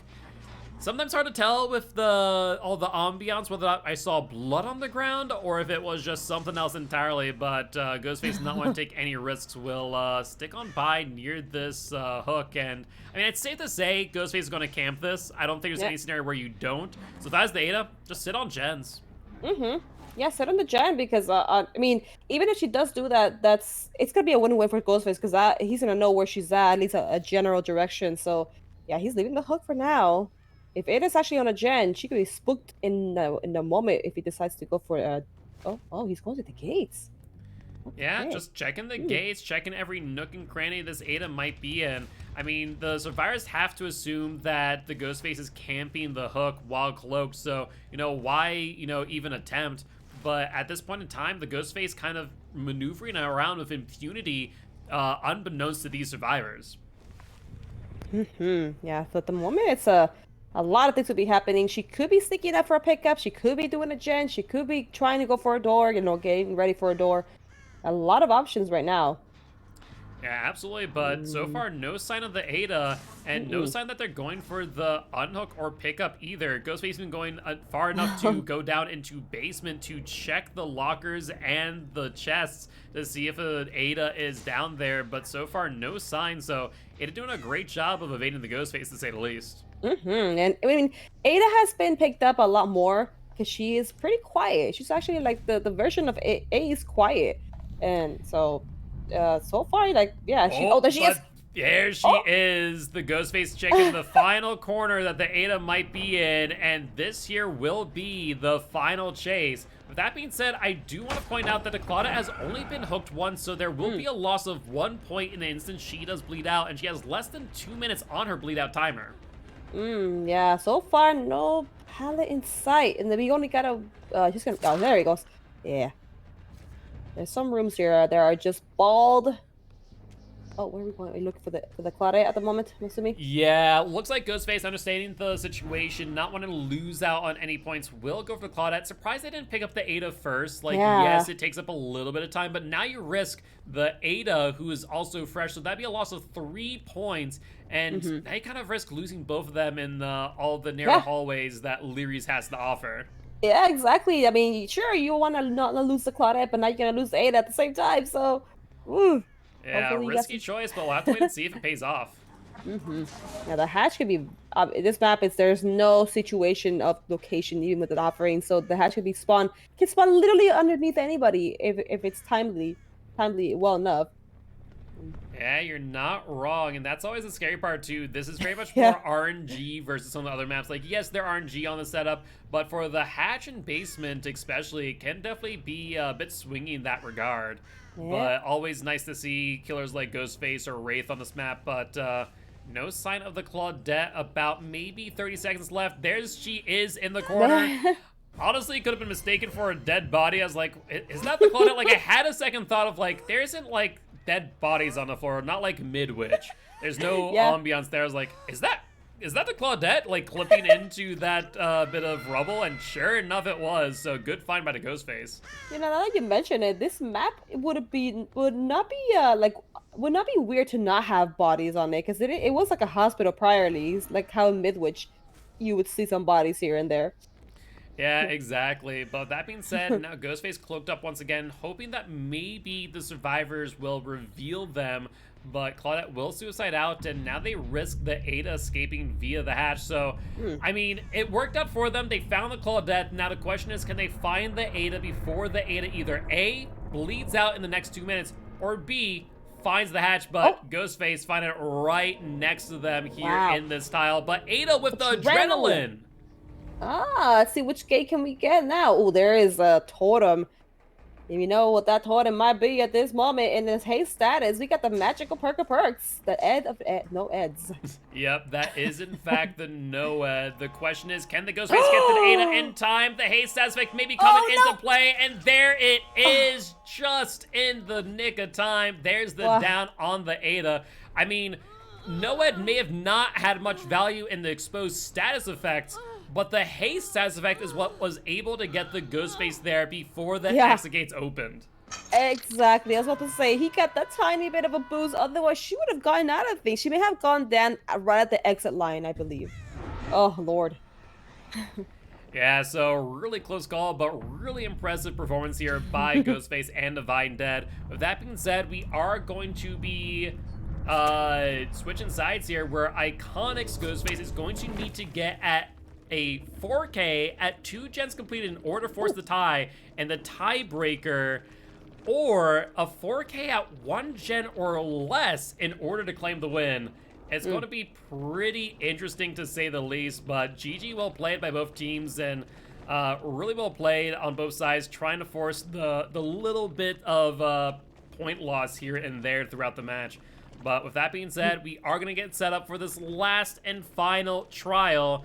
But before we do want to let everyone here today that you, the viewers, are our sponsors. So that as they watch all the bits that I tipped, all the subs that I buy, and of course all the Rogue Energy buy, using the code COTF, goes supporting James and Fog and the prize pool for Group A and Group B. With that being said, we'll be back in just a little bit.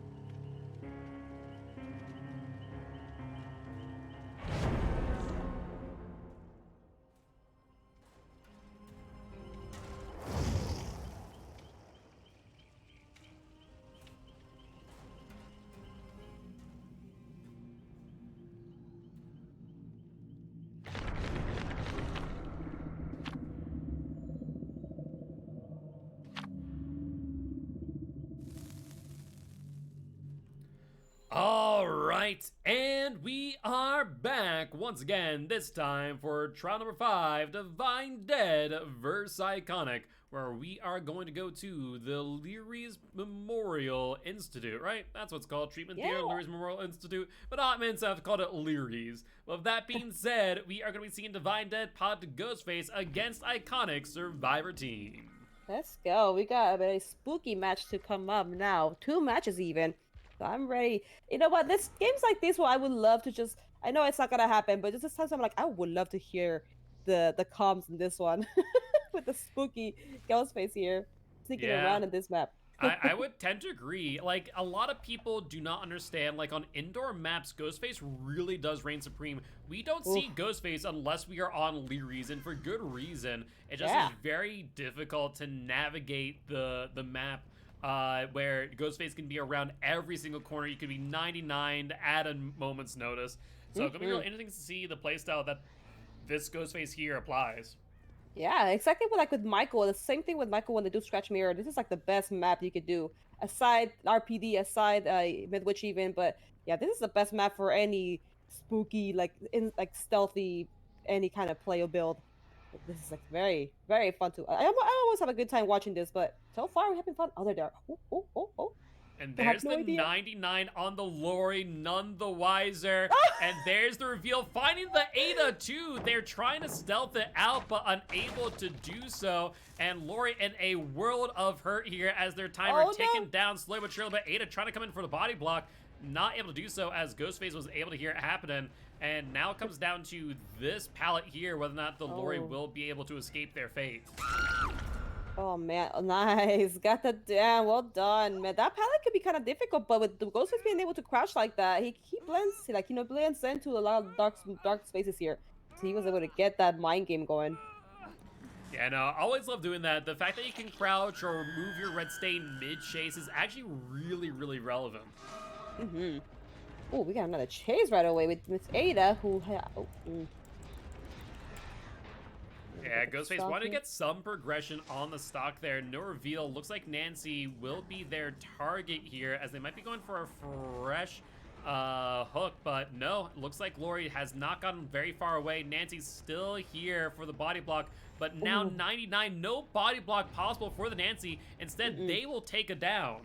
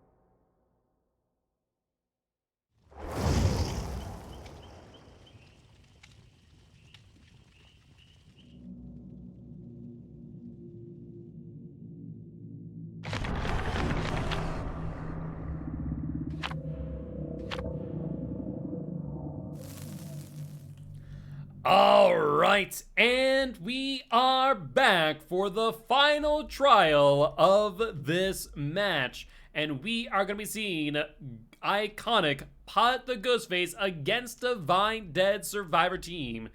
And as a reminder, Iconic is going to need to get a 4K at 2 gens completed in order to force a tie. And at 1 gen completed or less in order to claim the win.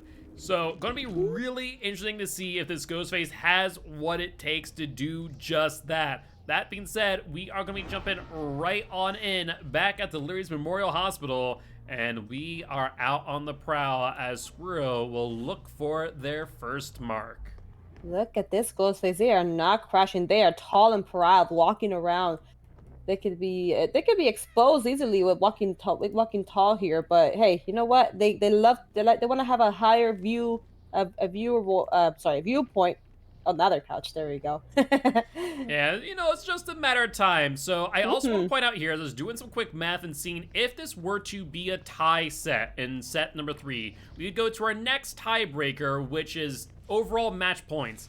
Ghostface does end up finding Nia. Nia, not knowing that they have been found, is going to be 99. And I imagine Ghostface is going to leave her for later, wanting to find another survivor. But, as I was saying, if an instance Iconic is able to tie the set at a 4K at 2 gens completed, it will result in a win for Iconic as they have just a few extra points over Divine Dead throughout the course of this match. So Iconic is in striking distance of the win. We'll have to wait and see what they do in trial number 6. They see some scratch marks. They see the Adam getting half a stock on them. And it looks like they are going just for stock after stock after stock. And Adam just barely able to be seen there and unable to get the reveal on the Ghostface. They're about 75. There's a reveal. Ghostface, not wanting to waste their time and waste the mark, will in fact walk away and try and pressure some other gens. Yeah, you know what? Doing the stocks could be a good snowball at some point. You never know. So this different strat could work for them in the favor later on. If they happen to be next to each other, these two survivors, yeah, it could work pretty well in their favor. Yeah, absolutely. We'll have to wait and see what comes of it all. Ghostface trying to get a stock there on the Nancy. Unsuccessful in doing so. Will drop the chase once again. Though seeing what looks to be the Nia, not realizing that they were 99, maybe hoping it was the Ada instead.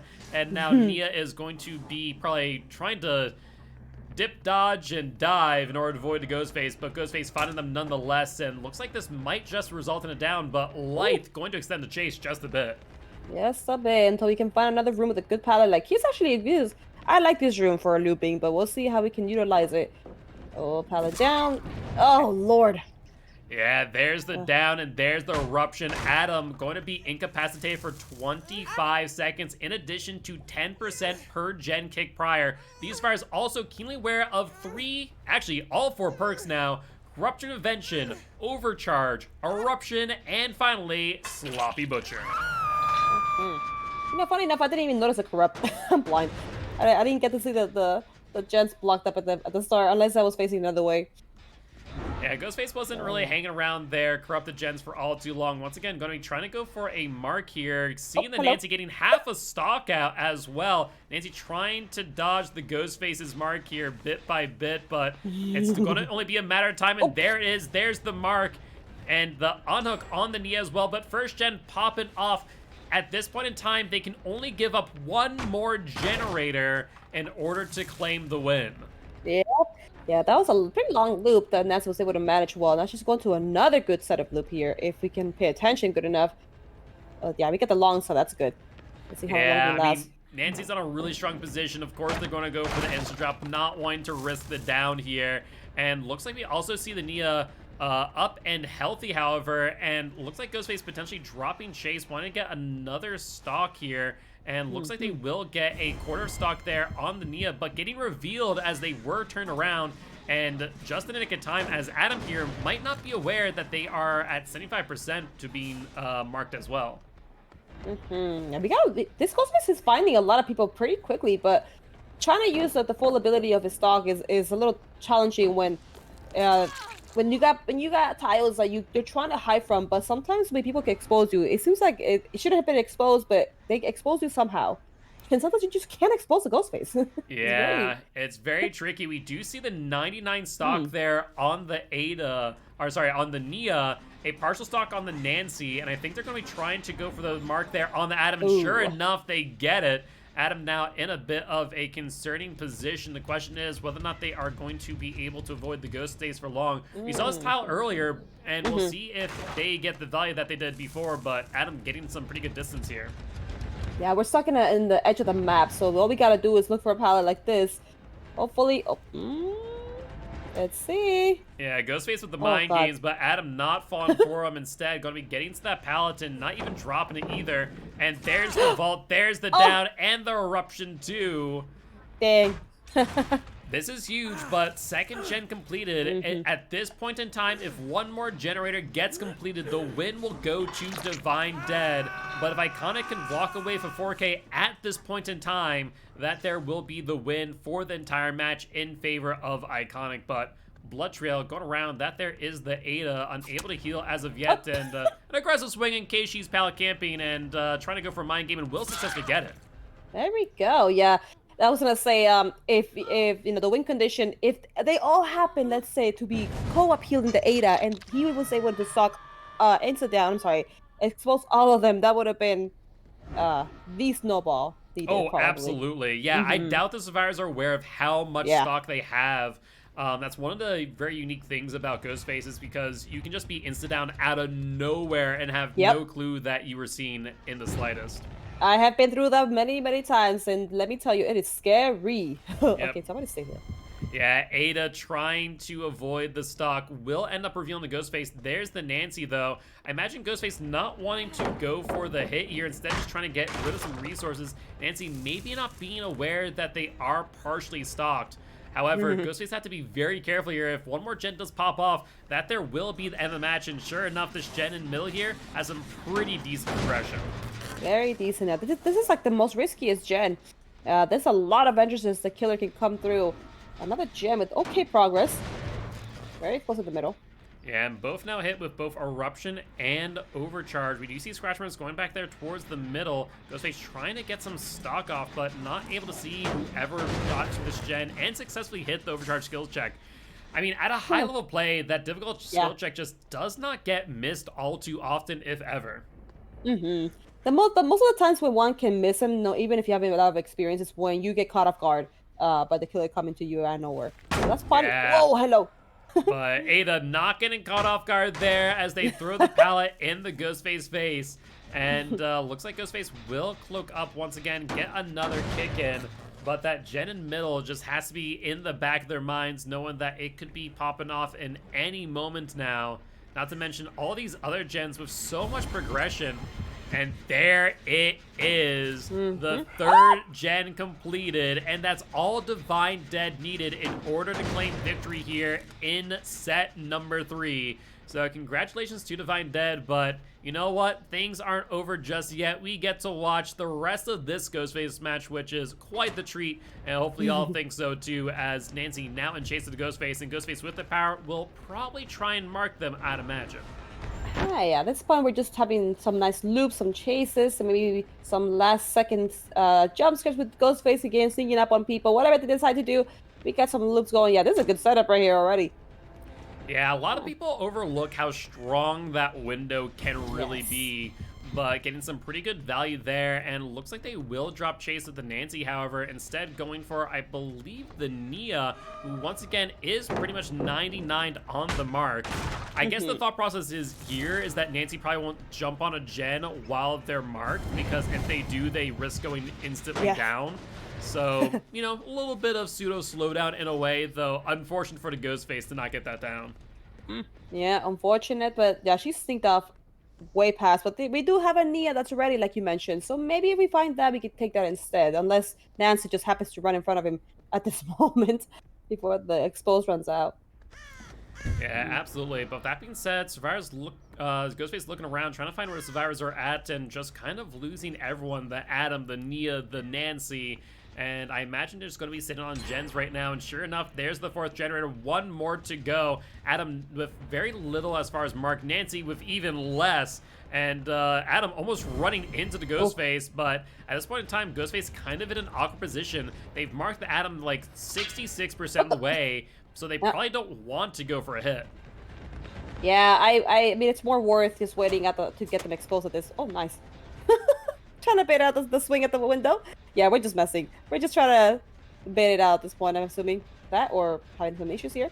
Yeah, either that or just waiting for their power to come on up. That too. You know, trying to see if they can get a stock on the Nancy, maybe return to the Atom. In the meanwhile, while Ghostface contemplates their life, we're going to take a look and see what the survivors are up to. Adam going to be looking around, trying to see what is happening there, and looks like we do have the Ada currently on a generator about to be completed. That there will be the 5th and final gen, and these survivors will make their way towards the powered exit gates. Yeah, we're gonna be able to get out of here. I'm not sure if this Ghostface actually just still stood there contemplating this wall's life, or their own life even. Just saying, you know what, I admit defeat, just get out. And skedaddle. Well, we hear the heartbeat now, so Ghostface might be back on the prowl. However, Ada on the X gate, Nancy firecrackers going off in victory. And looks like this will be a 4-man escape in favor of Divine Dead. Oh, man. Yeah, the winning conditions was a bit difficult, I would say. Yeah, it was definitely an uphill battle. There's no doubt about that, to say the least. But at the end of the day, honestly, really good showing here by both the Ghostface and the survivors alike. But that there will end up ending this match. Once again, congratulations to Divine Dead taking away the round 5 victory. And GG well played to Iconic. Both killers and survivors playing very, very well. That being said, that there will be the end of today's matches. But before we do go, Avi, where can everyone find you next time that you go live? Well, I will be off. I am off today, just enjoying my Sunday, but I'll be back tomorrow, Monday at 6:30 p.m. PST. I am a survivor main. I love to do Blastman. I love to loop. I love to be chased, and I just like to cause mayhem. So I'll be there at that time tomorrow if you guys would like to come by and visit and say hello. Awesome, and I'm your commissioner as well as host Guildspire. I'm an educational streamer. I'll be live Monday, probably with some Returnal, a roguelike-esque, a Metroidvania-esque game. If you are a fan of those, definitely make sure to stop on by and say hi. Otherwise, I'll be live 7 p.m. on Tuesday for Chapter 27 with the Skull Merchant and 2 new survivors. But with that being said, guys, thank you all for joining us here today. We'll be seeing you next week for our quarterfinals, if I'm not mistaken. And so I'm excited about that. Hopefully y'all are too. With that being said, definitely make sure to join the Discord and drop a follow if you did enjoy yourselves here today. On that note, we'll see you then. Bye-bye. Bye.